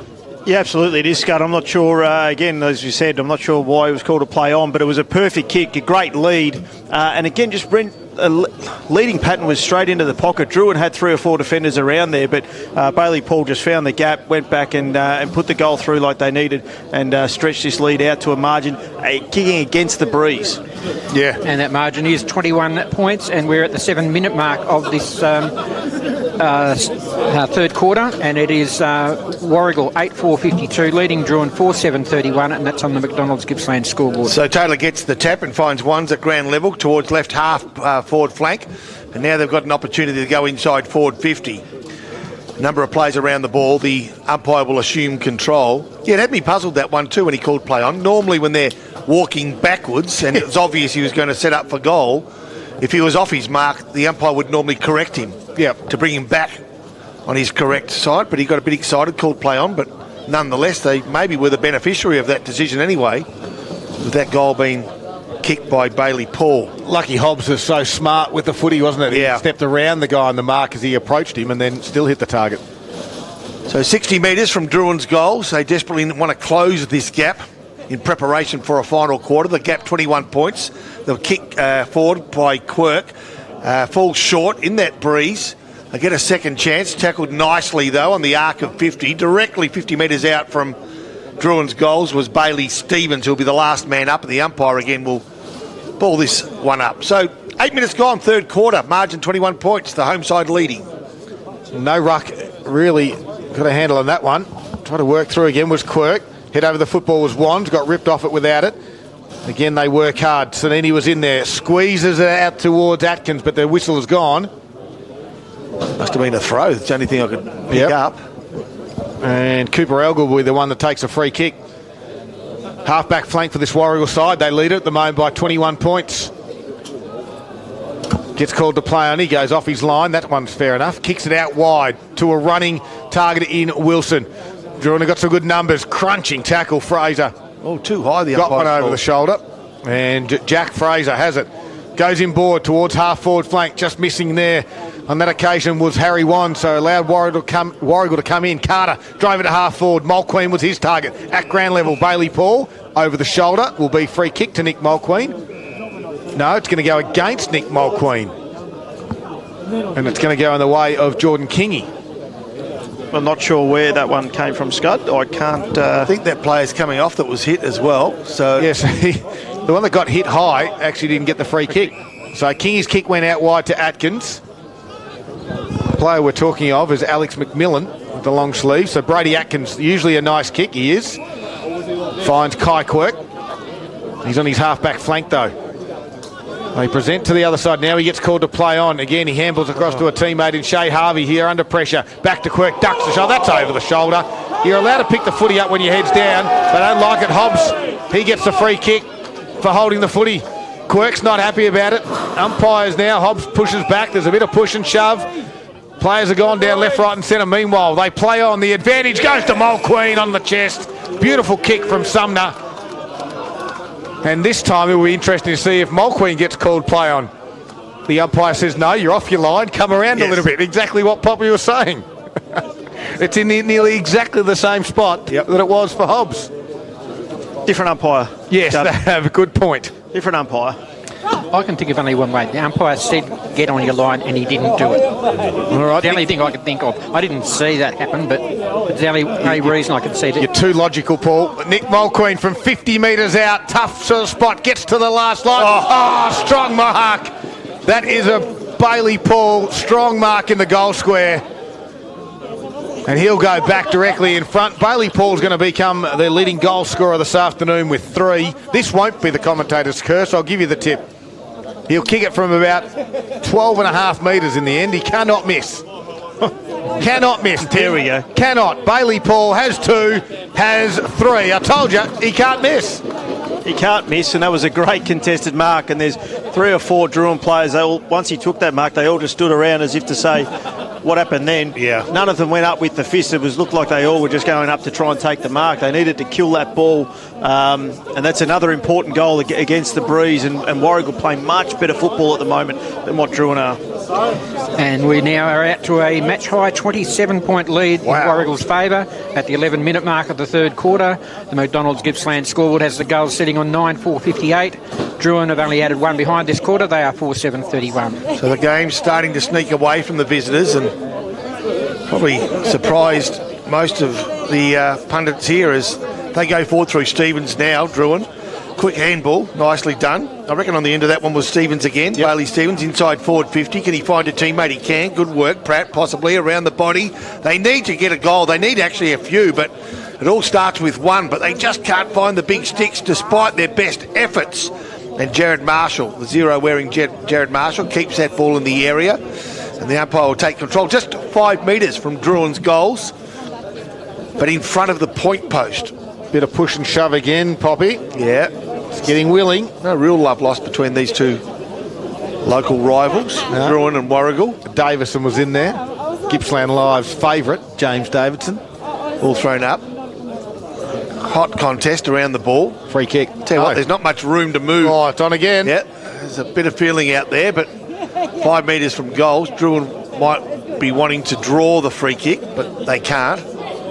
Good discipline from Warragul. Keep their mind on the job on that occasion. All thrown up again. Warragul might burst through the pack. Oh, dangerous. It just spills in front of the goals by a metre before the ball's held in again. And again, the central umpire will come and take the ball from Sam Pratt from the bottom of the pack and ball this one up. Scud, over to you. Well, right on the top of the square, Drouin needs something. It is a big moment for the Moore Bowling Club. Hancock will take the ruck duties against Stevenson.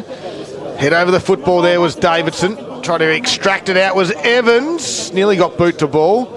It's on the last line, and the umpire can't decide if it's a point. We'll call it as a ball up with about a metre spare. It's like a rugby maul at the moment. It's like the All Blacks and the Wallabies trying to get it across the line. They've got to be careful not to thump this one through. It'll be a free kick otherwise. Hancock decides to grab it out of the ruck. He was tackled immediately, and eventually it gets pushed over. You're not allowed to thump it through for a point. No, not on the full. If you punch it through on the full, it'll be a free kick to the opposition. Okay. So that's a minor score. Drouin 4-8-32, trailing Warragul 9-4-58. Elga goes short, finds Sumner, who took the mark of the year in the first quarter. I was so excited I called him Summer. Feels like that down here. It does. Just didn't call him Donna, that's all. No, true, that's right. Elga over the top, neat little handball. He's been good today, not many mistakes, plenty of possessions. He gets tackled nice and fiercely, and again, Warragul don't like it. Flex Mike picking up some friendly Warragul folk, having a good time at the bar. Yeah, very excited down there they are. Catching up, and that's what community footy's all about. Absolutely. They go towards half forward to Warragul. Losing his footy on that occasion was Hobbs, and coming in late to lend a hand was Aidan Quirk. Handballs over the top. Can he find a teammate? Once he can, but he got found pretty quickly, and the umpire will take control. Gee, they're strong tackles, aren't they? Warragul are certainly clamping them down, aren't they? Starting to wear them down, aren't they? Physically and also on the scoreboard.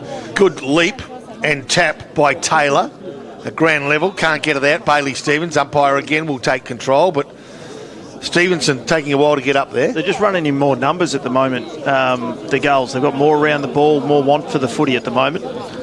Stevens have worked hard for this Drouin side. Tapped over there by Wands. This other fella by Matthew Steins played a good game as well for the Hawks. Got inside forward 50 with his kick, although they've got some numbers. Elgar got it out wide, now to Kelly. They get it further outfield to Monticello. Goes towards McLean, and the boundary line will win out there. He's an interesting type, Monticello, Scud. I'm not sure where his best position is, but he looks like he's got a little bit of toe. Yeah.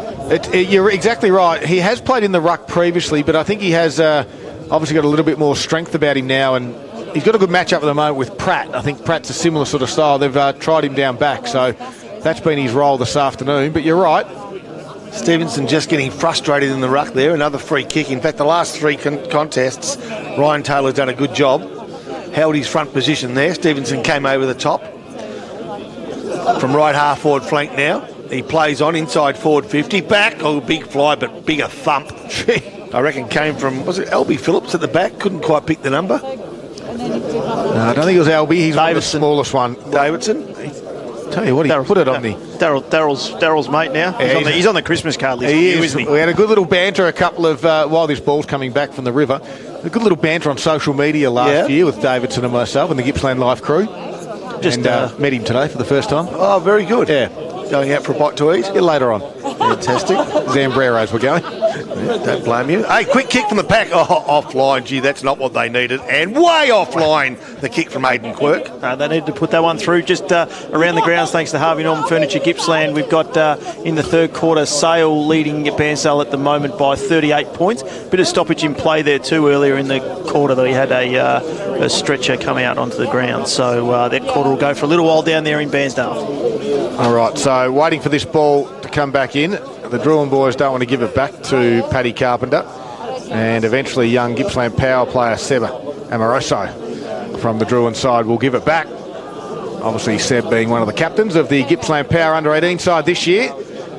They got defeated yesterday by the Geelong Falcons. The kick out wide there from Carpenter lands in the hands there of Wilson. Comes inboard to Cooper Elgar. They've done this well. Elgar's touches today. He's been very impressive. It's now 25. Kicks that one, though, a little bit errant, and it lands in the hands there of Kingy, who drives it back inside forward 50. And Kai Quirk now takes the mark. He's too far out to score. Gets called to play on. Cramped. Does he get dumped after it? He did. The umpire said it was okay. And in the front spot, Jake Hughes will be paid the mark. And a good little contested mark. Handballs out the back now to Cooper Elgar again. Chip kick finds Hefford in the defensive 50. Sort of playing quarterback like Elgar, isn't he? He's just very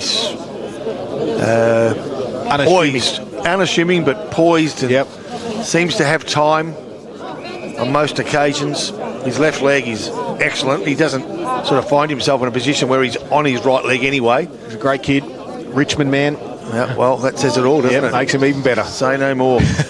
Richmond, of course, starting their push for the top 8 in the AFL. Like the Tigers in the Gippsland Latrobe, who were just struggling to stay in touch. And you weren't limited to top 8 yesterday the way you were talking, Pop, I can tell you. Top 4 maybe. No, he had the cup ready and etched. 19-minute mark of this third quarter, 26-point margin. I've designed my brand new Nike Richmond runners. They get delivered August the 7th, just in time for finals, only a few weeks away. I've got a pair of pyjama pants, a T-shirt and a beanie. Mrs. Pop. Where can we order those, Pop? We order them on your socials? Yeah, you can do that. All right. Quick kick from the pack. You've got to be dreaming.com. Yeah, that's right. How to play in the full.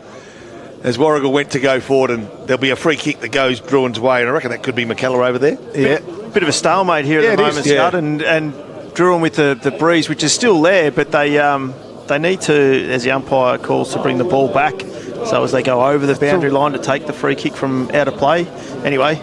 Real strange. Real flat lull at the... But Drouin have just got nothing in this quarter. They're 5 goals down, nearly 5 goals down, and they just haven't looked like having the spark that they did in the first quarter to try and move the ball quickly through the middle and get it down there. Yeah, and this is, again, they do this slow sort of build-up. Quirk goes back in. Again, this time. Is it to Atkins on that far side of the ground? Looks up. Actually, in the end, it is Brazier, who then kicks it high towards a one-on-one. Quirk can't mark it. Ground level there. Let's see if we can get something going there, but it's all Warragul. Phillips comes through, bursting through half-back. Little chip kick, got towards Sutherland, who left it behind. Over the shoulder will be the free kick for Drouin. Big free kick count today too. Paul Carter. There's another 10 this quarter. 7-3 Drouin's way this quarter. So they square it up, comes out back towards McKellar.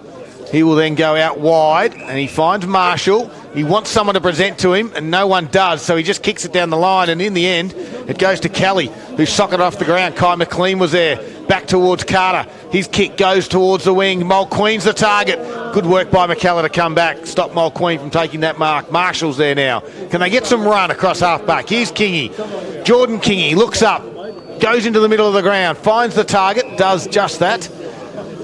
Pushes back slowly off the mark, does Collins. Chips it out wide. Now, do they take it on? Klebny marks, takes it on, but the left kick goes out wide and misses Taylor. And again, after all that, we've had a few touches. We've got an out-of-bounds throw-in, 60 metres around from goal. Actually, we've got a free kick.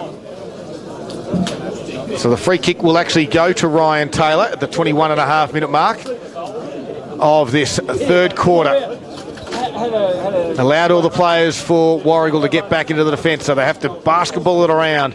Klebny now has it again, pushes back off the mark. It's the same old rinse and repeat type of effort here at the moment for Drouin.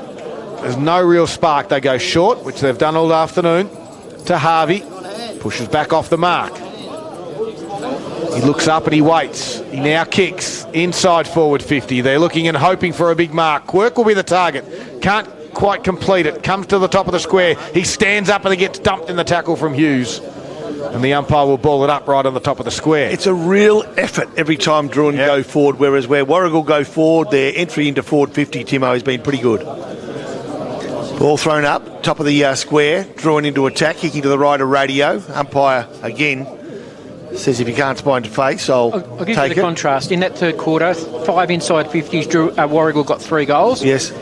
Drouin have had the last 5 inside 50s for a rush behind. Yeah, and there's the difference on the scoreboard too, isn't it? As Sanini gets another touch, dances around, gives it off to Hefford. Hefford runs and delivers short. And here they go. Again, they've got some open space because they're moving the ball with pace. And at the top of 50, the kick was not marked, but the contest at ground level was pretty good. The umpires found a free kick. It will go Drouin's way, the visitors, through Bethune. They go laterally from centre-half back to half-back flank where Klebny gets a touch. But again, he stops and props and then kicks towards ones, is it? Yep. Harry stops, props, moves back. Warragul are doing really well. They're pushing back really hard, and a couple of times there when they're going into 50, they've got nearly everyone back bar 1 or 2, which makes it hard for Drouin. And now here we go, Warragul on the turnover as a result of that pressure that Tim Saxton just highlighted. We'll, through Oliver Wilson, have the chance to register another one at the moment. 9-4 Warragul, Drouin 4-8 as they go forward again through Sumner. Out of bounds. And out of play on the full. So, yet another free kick to go the way of Drouin. That's going to be McKellar on this occasion. They got to go. Yeah, they do. They got to go. Again, Kingy squares it out wide. And McMillan takes the mark, just ambles. At least he continued to play on, but then missed the target to Marshall. Atkins was there. Can't keep it. He does keep it in the field of play. No, in the end. And it goes over for a boundary throw. In 24 minutes gone, third quarter. It's a 26-point margin. Warragul in control. Perfect look at that play. Drouin trying to come out of their back line. He tried to make a 15-metre kick to his end. There was 5 Warragul players to 2 Drouin. So Warragul are just working so much harder and making it too hard for Drouin to actually move the ball. Communication across each of the lines is all important. Here's Quirk. He has battled hard all afternoon. Handles over the top to the run of Collins. He can get in the middle of the ground. Gives a handle. This is better. Over the top run through Wands. Inside forward 50, although Hughes has come off his opponent. Gets to the back. Pratt was there. Does he win a free kick? No. Gets at ground level. Squeezes the handball out the back. Taylor has to do some groundwork. They're under pressure, but it's a little bit more urgency in Wands' kick, though. Will be turned over. He kicked it straight down the throat of Paddy Carpenter. Absolutely, he should have got a free kick there. And 50, yep. So now, all of a sudden, the better build-up from Drouin is now coming out, courtesy of a 50-metre penalty against Pratt. And he may have just said, what about the one over the shoulder umpire? The umpire said, I won't have that. They'll be 50.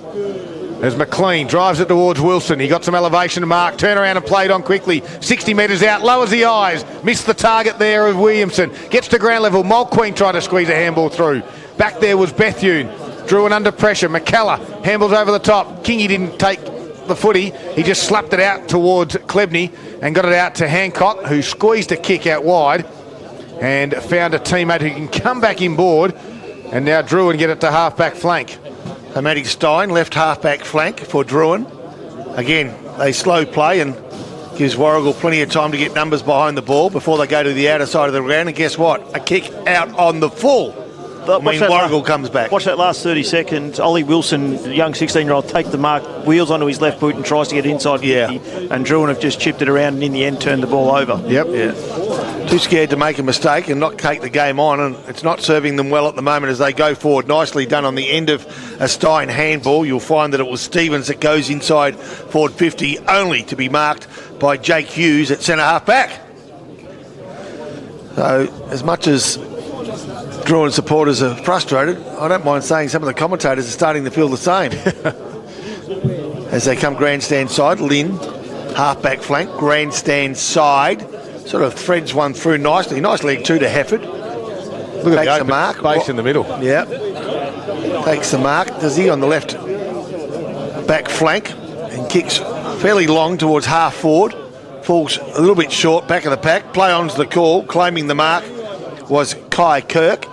Downfield after being slung to the ground. Williamson didn't like it. And so the free kick will go, I'm assuming, the way of Harvey. In fact, Stevens. Big collision there. Stevens set his man up with a kick that was less than perfect, and his man hasn't moved too much at all. So he's in a spot of bother. Runner gets in the way. The trainer's nearly... he was trying to lovely trainer. Just fixing up a ponytail before she ran into trouble. Nearly got clean straight up. And they've just stopped play now. Absolutely. Player down. Is it Stevens? Yeah, I haven't seen a trainer attend to a trainer before, but we weren't too far off seeing that.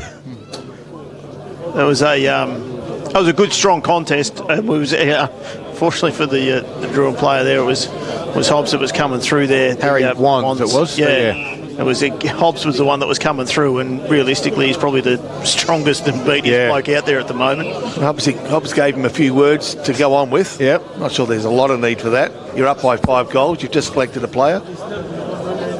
It's football's a long game, and some people have long memories, Hobbsy, and some people are bigger.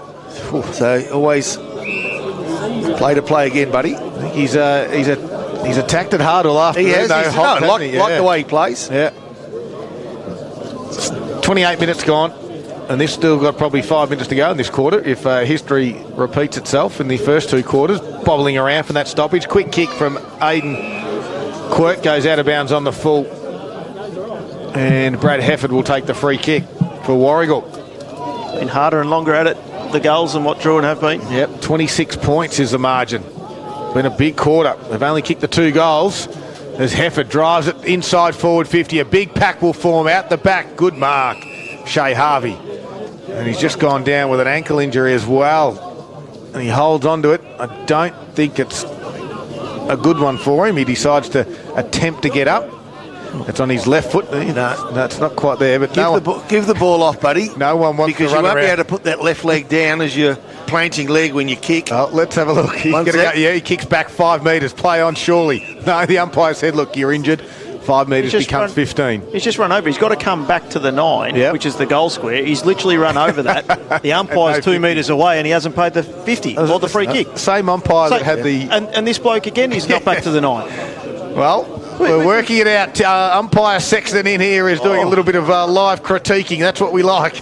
It's as clear as the white Yep. line makes it very easy. It does make it very easy as they turn it over to Drouin across half back, and Stevenson has the mark. 29 and 3/4 minutes gone. He's going to thump this in. No, he's not. The siren's gone, and that will be it. I think he called play on the umpire, so that is it for 3/4 time. Stevenson wants to have a crack at a goal, and I'm not sure he still wants to have a shot at goal. Stevenson said, no, what's going to happen? Have a shot? Did he run around? No, he'd already called play on. He The did umpire call had play already on. called He did. play on, yeah. And it is all done. 3/4 are done in the book. It's Warragul 9-4-58 leading Drouin 4-8-32. It's a 26-point margin at 3/4 time. You're listening to Gippsland Live. We've got one to go. It's all thanks to Harvey Norman, Electrical Gippsland.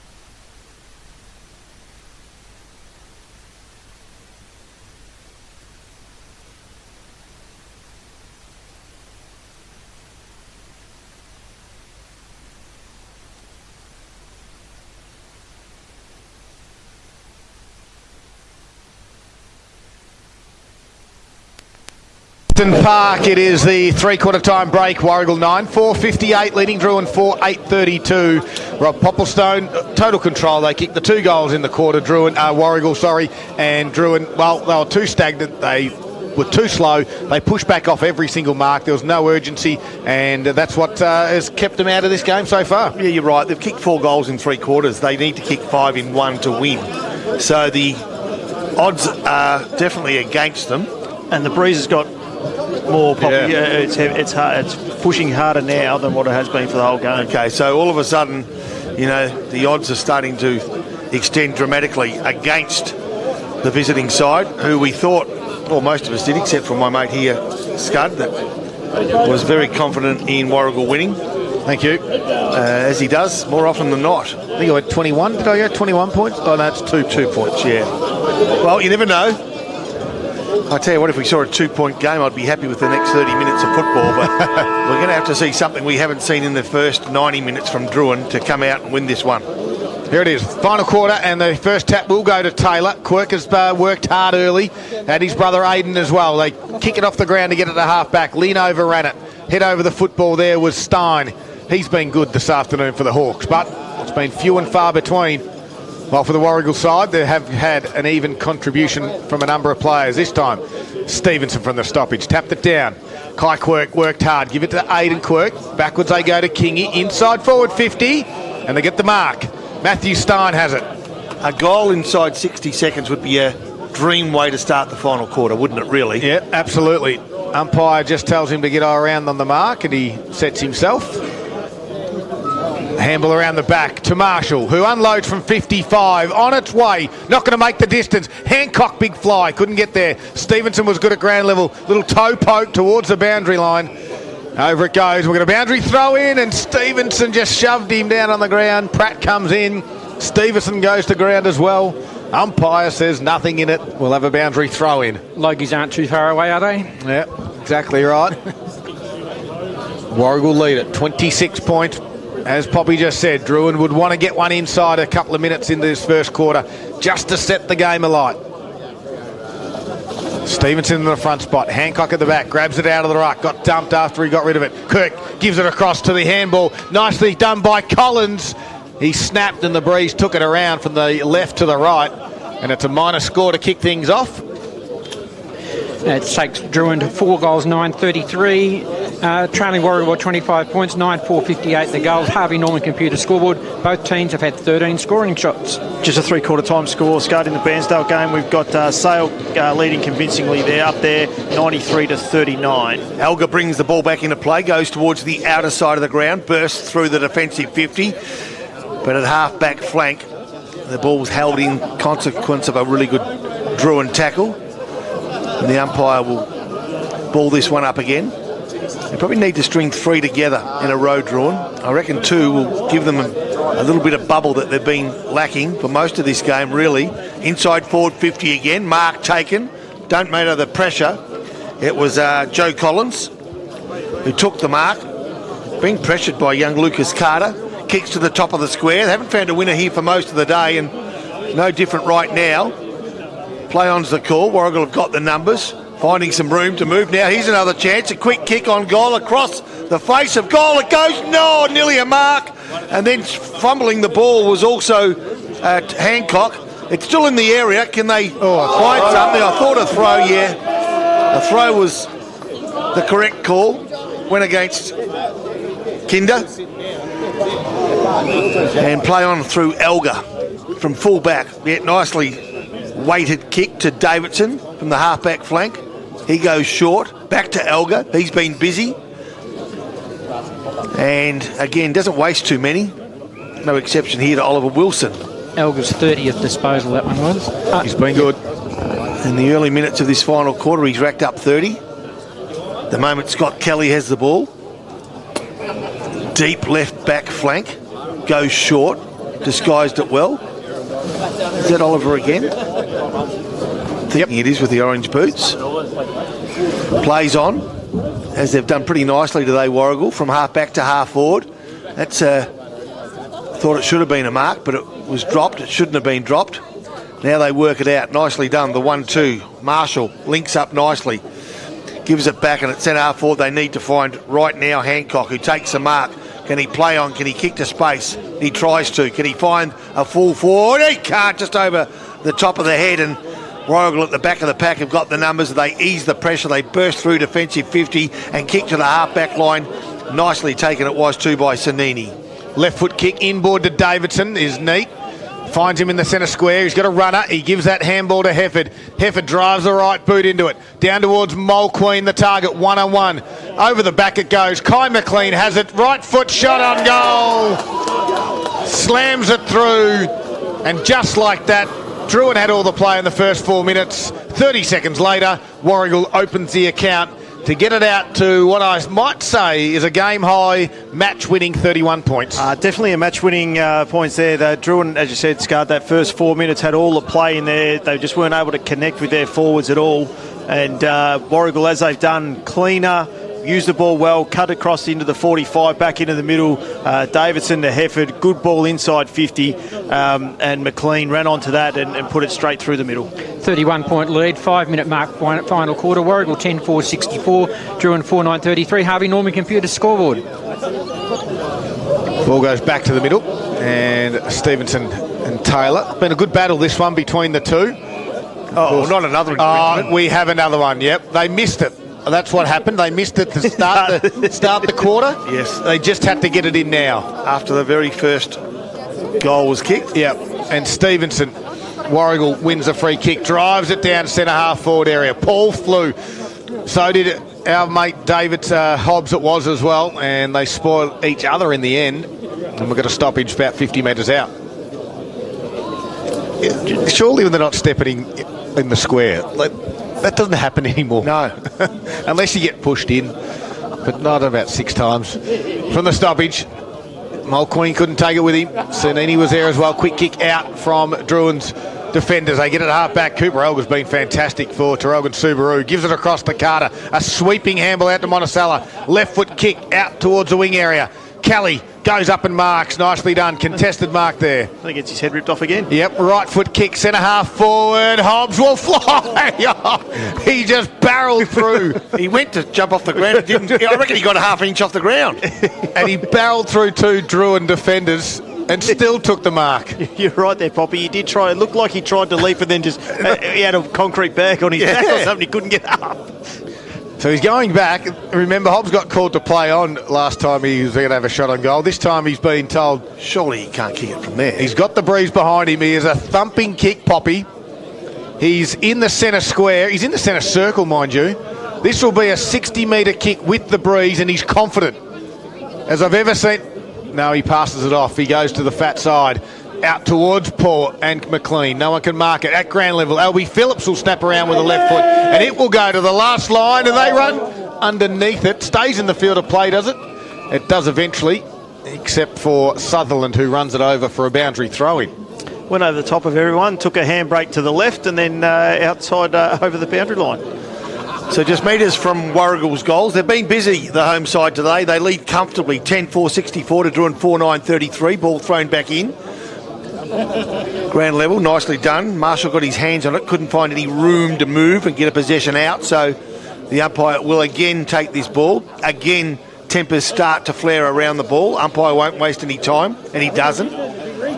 To break up the pack, he hits the ball. Hobbs just about went, but he ended up going without it. The umpire again will ball it up. So plenty of ball ups, given the congestion around the ball. 20 metres now from Warragul's goals. The lights are on. 8 minutes gone, final quarter. Again, there's just no room there. The umpire, you can sense a free kick being paid. Last chance for you, Pop. Yeah, if it's not cleared, I reckon there's a free kick right on the edge here. We'll see how we go. He'd be looking for a Drouin free kick. He can't. Right. Scud, it's all yours, buddy. All right, let's have a look at this. 8.5 minutes. Repeat stoppage after repeat stoppage. This time, Taylor gets up. Head over the football there was Williamson. And again, we'll have another one. Not even the bulk and the muscle suits the goals there. Scud can clear the pack at the moment. I'll get it out on this occasion. Taylor ripped off it. Head over the footy there, kick off the ground. There it is. Quick little one by McMillan. Wait a minute. Free kick to Warragul. Nah, come back. He's paid it. Hobbs again? He's paid it for kicking in danger. McMillan.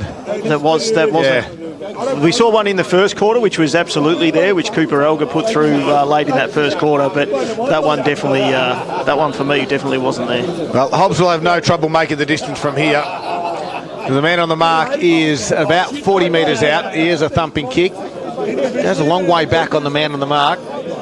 Ben Brown style. Yeah, Hobbs doesn't have a goal this afternoon. This will absolutely seal it. 50-metre penalty. 50-metre penalty. And I think it was a player having a crack at the umpire on that occasion. Might have been Quirk. So he'll definitely make the distance now. He's right in the goal line. Drouin don't even man the mark. Hobbs salutes to the crowd that's down at the bottom end here at Western Park. And this game is done and dusted. Hobbs gets his first of the afternoon. Yeah, just ill-discipline there by Drouin. They haven't been good enough today, and it's now starting to boil over. So disappointing. And again, just those little things. Go and stand on the mark and make him kick it over you to make sure that he puts it through. Boys, I hope Gary Ablett's not watching this, to be honest. That's ill-discipline to an nth degree. A 37-point lead in Warragul's favour. We've played 10 minutes into the final quarter, and on the Harvey Norman computer scoreboard, it's the goals 11-4-70, leading Drouin 4-9-33. So a nice gesture by Ablett to put on the boots for Drouin, but he wouldn't want to be associated with that sort of stuff, as Paul Carter alluded to. And here we go from the centre. Nicely done. Good clearance there by big Nick Stevenson, the centre half forward. Taken high, free kick will go. Drouin's way. 50. Should be 50 every day of the week. Yeah, they've played the advantage. That probably suffices. The mark taken by Tom Evans, left half back flank. He's cramped as well. Not what you want. Nicely done by Wands, who went looking for. Could not find Joe Collins, but he gets a second crack at it. A good tackle. Will hold that ball in. I reckon the last player up might be Brazier, is it? It is. So right on the arc of the 50 in front of our TRFM commentary position. The ball thrown up. Stevenson couldn't get a tap. Quick kick from the pack goes the way of Stevens. Dancing around 1, 2.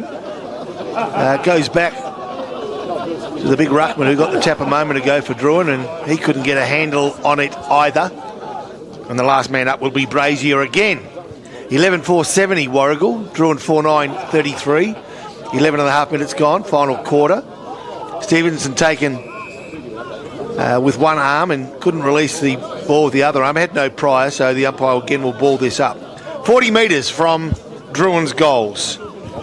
Halfway through this final quarter, the sting gone out of the game in a big way. Certainly has. There's not too many big moments anymore. Our big moments are brought to you by Moore Bowling Club. Make sure you get along and check out the live action on the AFL in their club lounge. Stevenson tried to crash his way through there. Again, jumping in over the top, doing some heavy work. On that occasion is Hobbs again, as you'd expect. Also been impressed with Bailey Stevens from Drouin. Only lightly framed, but has a crack, and he's right involved here again. Stevens a little toe poke, got it out some congested area. Underground handball by McLean was good. Tried to let Davidson run onto this one. Quirk was there, got dumped from Hobbs again. He throws his weight around. Hobbs is about to get this footy. No one wants to go near him. He kicks around the body, it goes high. They won't go the required distance in the end. Phillips was there to tap it forward, but Drouin got some numbers out the back. It's McMillan. Squeezed a handball inboard to Wands, who will kick around his body. McCullough will fly. Nice. No, it's Brazier. Yeah. Sorry, it was Brazier in the end, but he shoved his opponent out the way. Looked to be in the side to me, but Well and truly. and I'm actually in a perfect line for it. But So was the umpire. yeah, On the wrong side, though. And a free kick goes to Drouin. Kicks down the wing.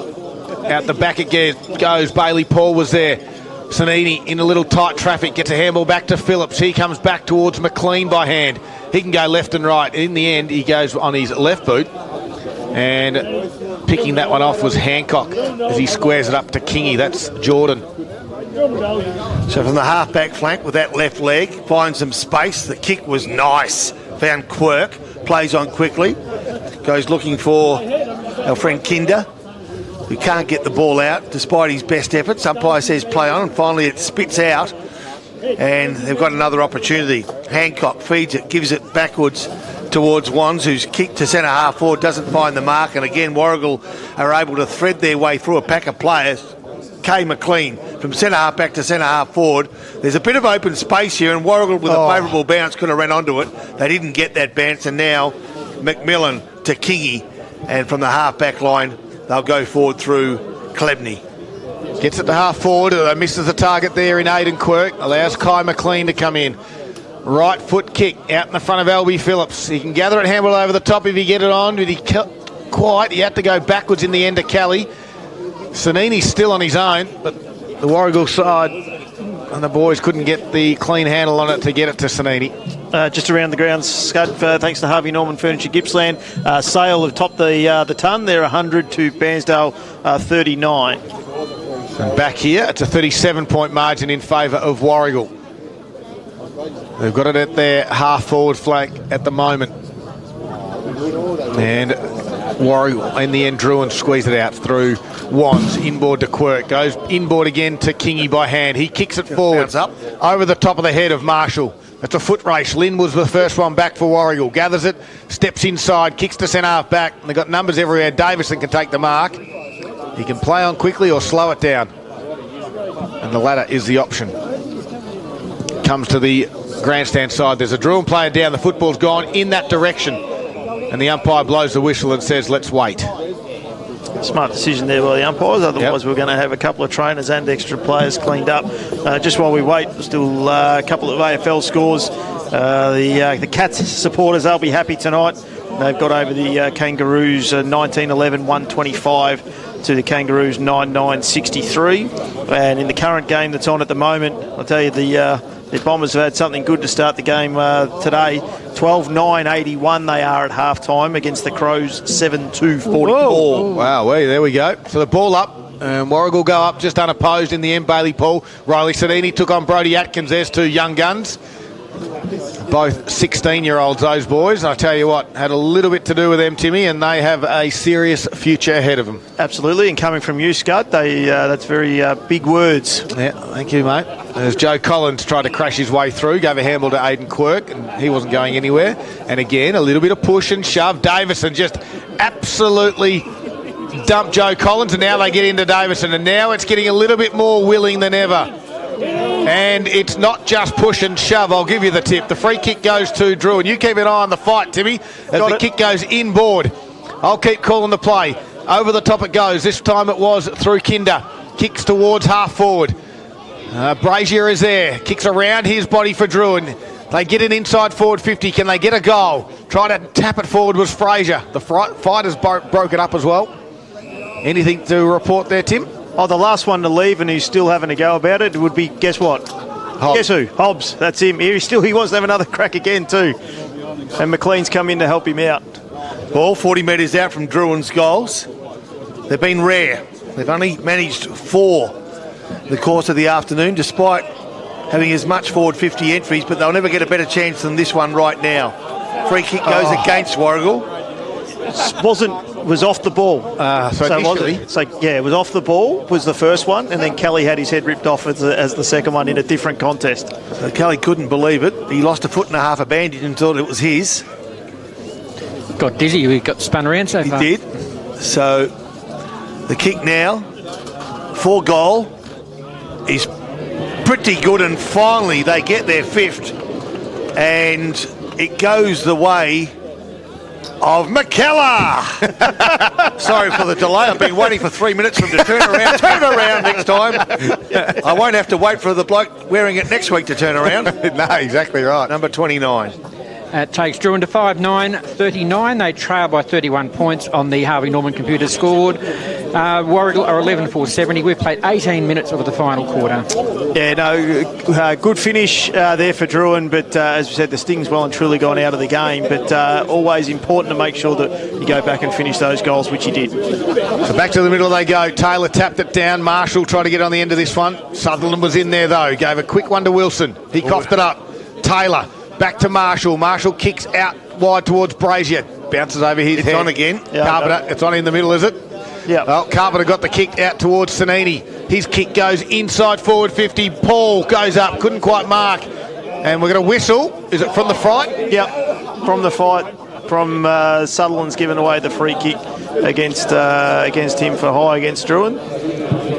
So it's going to be in the middle of the ground. Is that where it is? Middle of the ground will be the free kick, and it'll go Drouin's way. Well, certainly getting willing. They actually instigated that scuffle after a tackle. All right, Aidan Quirk. Who instigated it, Poppy? Drouin did. All right, Aidan Quirk squares it out wide to Kinder. It's been a surprise packet this afternoon. Left foot kick to the top of the 50. Quirk will elevate and mark. Was no good the first time you were with it, and it was no good the second, mate. Well, he hasn't surprised me much then. 3 times the charm. Kai Quirk from 55 metres puts it to the top of the square. Hancock will be the target for the Hawks. They couldn't quite complete it. Stanini took him high. And the umpire, did he pay it? Yep. Yeah. Okay. I didn't see I just saw him rush in. And the free kick will go to Joe Collins. So I think have they kicked 2 goals in succession today? Yes, early in the first quarter they did. 15-minute mark and the 18-minute mark. That's been a while. Yeah, it certainly has. So Joe Collins will come in, and the margin at the moment is at 31 points. Collins puts it on its way and puts it through the middle. 20 minutes. We've still got 10 minutes to play. Collins gets his first. It's now a 25-point margin in Warragul's favour as Darryl said, the 20-minute mark of this last quarter. 6-9-45. The Hawks trailing Warragul 11-4-70. And if anything out of these last 10 minutes, Scud, Drouin need to find some form for next week with what'll be a big game there at Hawkland with Gary Ablett Jr. suiting up for them next week. Well, I can say I have been involved in a game where we had this sort of lead, only to give it up. Yeah, okay. Yeah. It was a grand final. Yeah, this happened to be against your mob, 1985. Well, they go again, Pop. So strange things can happen. Ooh, kick was smothered, though. You just don't want them happening on the biggest day of your football life. And that was 10 goals in 12 minutes. Yeah, it was. I kicked the winning goal at the 23-minute mark. Unfortunately, we got beaten by 5 goals. Anyway, ball taken out of the pack. Nicely done. I reckon that was Aidan Quirk. Right foot kick. Here we go. If they got one right here, they might be up and about. They're not at the moment. They're not letting it go. The free kick throw has been paid against Drouin. They're the sort of just little mistakes that can make a difference. As Patrick Carpenter has the ball, defensive 50. You just sense for a moment they're up and about, Drouin, but once that momentum stops, it's hard to gather it again. Go to the outer side. Stevenson takes the easiest of marks. The big man played in front, and he's a big bloke to get around. Over. Probably reasonable to get under, given the long legs. He kicks to half-forward flank. Good mark again. Can't pick the player. Kai McLean, yep. Thank you, Kai McLean. Left half-forward flank. Kicks inside forward 50. No.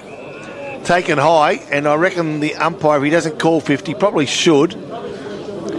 The Warragul player that copped the high tackle went to assist the Drouin player. Yellow carded. He has yellow carded him, has he? Yep. Okay. It's young... Is it Klebney who's got the ball? Klebney's got the ball. It's young Ollie Wilson. Ollie Wilson, yep. Who's been yellow carded. Yeah, he's a bit unlucky. In his first senior game. So they're one man down. You don't see that in your first senior game, do you? No. Many times. Very often. It was. I don't think there was any ill intent in that, to be honest. And what's happened here? The umpire has paid 50 or hasn't paid 50? Yellow card, it's at the free plus 50? Yes, should Must be free be, plus yeah. 50. Okay. Yeah. Free plus 50, and he'll be 10 minutes off. There's a bit going on off the ball too. You've got to be careful because you can't hold a player. Yeah. So Kingy unloads from 50 metres. It gets to the back. Stevenson staves the day. 23 minutes gone. The margin 24 points. Drouin have got all the run at the moment. And they're down a player, Warragul. It's 16:46 Drouin, trailing Warragul 11-4-70. Harvey Norman Computers scoreboard. All right, we have game on, I think. I reckon if Drouin can get a goal within the next minute or two of play, this will be game on. We know they've been going 30 minutes with low goals being kicked. There's been 4 kicked in this quarter. Let's see what Drouin can do. 23 minutes have gone. The ball gets it kicked out of full back. It goes to the top of the defensive 50. No one can mark it or win possession, and the umpire will ball it up 55 metres out from goal. Certainly a bit more intensity around Drouin at the minute. Yep. Bailey Paul slow to get back up. He's back up now, making his way down to the forward line. Hancock does the ruck duties, taps it down to the front. Good work by Phillips. Took on 1 or 2. That should be holding the footy. He had the prior opportunity, and the free kick will go to Hancock in the end. Goes inside forward 50. Kirk in front. Couldn't quite mark it. Comes to ground level. Brazier was there. Kirk had to go again. And we'll have another stoppage. This time only 20 metres around now from Drouin's goal. And again, they have a little bit of a push and shove when they get up off the packs. Umpire's about to ball this one up. Stevenson holds his ground. Over the back was Taylor. Stevenson able to kick it out of mid-air. Going back with a flight. Nicely done. McLean wasn't paid the mark in the end. And we'll have another stoppage. So 24 and a half minutes. Poppy, they need one now, don't they? Oh, desperately, yeah. They cannot let this ball get out of the area without a goal. And at the moment, it's right on the arc of 50. But they're going to send it forward if they get a bounce. They get it out. They're going to go forward. It's the top of the square. They need a winner here. Can they bring it down? They 1, 2 grabs. Good, dances around, feeds it off. Kick for goal. This could be it. 3 goals the difference. Good kick, good goal by Matty Stein. Great effort there by Matty Stein. He was front and square in the right spot, and really good by Benny Brazier as well. He was outnumbered, and he just needed to make a contest to get the ball to ground, and he did exactly just that, and Matty Stein took the opportunity and put it through. We now have an 18-point ball game at the 25-minute mark of the final quarter. Drouin having kicked the last 3 goals, and that takes them to 7-10-52 on the Harvey Norman computer scoreboard. Trailing Warragul 11-4-70. Well, about 3 minutes and 45 seconds left in this one, Scud. Yeah, that's it. I thought it might have been a bit longer than that, but Timmy's quickly rushed into the timekeeper's box. So here we go. They need to send a break. They haven't got it. Wait a minute. Another infringement. Free kick is going to go whose way? Warragul's way. I cannot believe the amount of infringement centres. I've never seen it before. No. I've seen 1, sometimes 2, but never 6. We have seen it. Under 10, yes. Maybe, when they don't know the rules. Unbelievable. They go forward, Warragul. Half forward, big fly over the back by Mulqueen. Couldn't complete the mark. Squirts out the back. Phillips was there. Twisting, turning handball, inboard. Gave it to Hefford. Quickly got wrapped up. And no. Yes, I thought the other umpire just paid a free kick then, but it's a ball up. 26 minutes are gone. As Timmy just said, we've got about 3 minutes to go. The margin's at 18 points. Here go Drouin. Handball over the top of the shoulder from Stein. He's been busy all afternoon. He's been really good. Left foot kick out to some open space. He's going to kick it and he's going to chase after it. Drouin have got some numbers. He's closing quickly as Sanini. This will be an almighty effort if he can put it on. He can't. A little handball over the top by Kinder. They've got one inboard. They go towards Stein. Come the other direction was Elgar. And Elgar wins the free kick. And from here, you think that Warragul just slow it down, kick it backwards, hold on to it. Just the wrong kick, that one. He just needed to go longer, straight down into the 50. So Elgar, one of the best players on the ground. We'll give you more details post-match, but he'd be a contender. A couple of contenders also for the Zambrero goal of the day. It's up to you today, the best on ground. I stuffed it up yesterday. Well, Elgar's my leading tip. I'll give you the tip. Unless he does something silly in the last 2 minutes. I'm not going to give it to a bloke that's had less than 14 possessions, as was the case yesterday.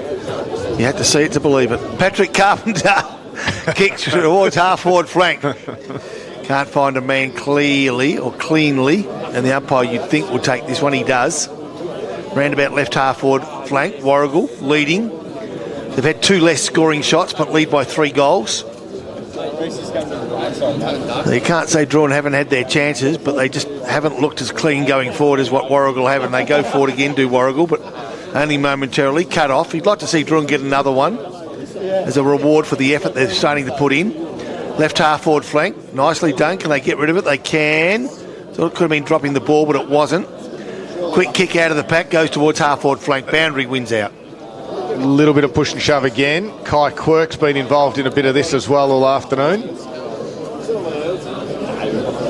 He's been one of their Drouin's better contributors this afternoon. 28 minutes gone. Siren not too far away.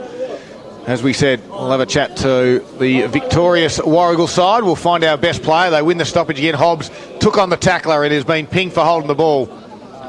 Late in this game, Drouin will take the free kick. That was Brodie Atkins with a strong tackle. Kicks it out to the wing area. McKellar was the target. Had to spoil in the end and go find his own footy. Lynn put his head over the ball. And McKellar goes again. And we'll get another stoppage. Lights on, getting dark. We've had some long quarters. It's 10 to 5 on Sunday afternoon. And normally we've wrapped things up, Timmy. Absolutely we have. A bit of overtime today, Scud, on a Sunday. Atkins in the middle of the ground, drives it inside forward 50 with a neat pass to Hancock, who already has 2 goals this afternoon. He'll become equal leading goal scorer on the day with Bailey Paul, who has 3 as well. You'd reckon he'd be pushing off the mark and a bit quicker than what he has. It's an 18-point margin. Here's one for the oldies. If Hancock can kick a few goals now, this last quarter will be Hancock's half hour.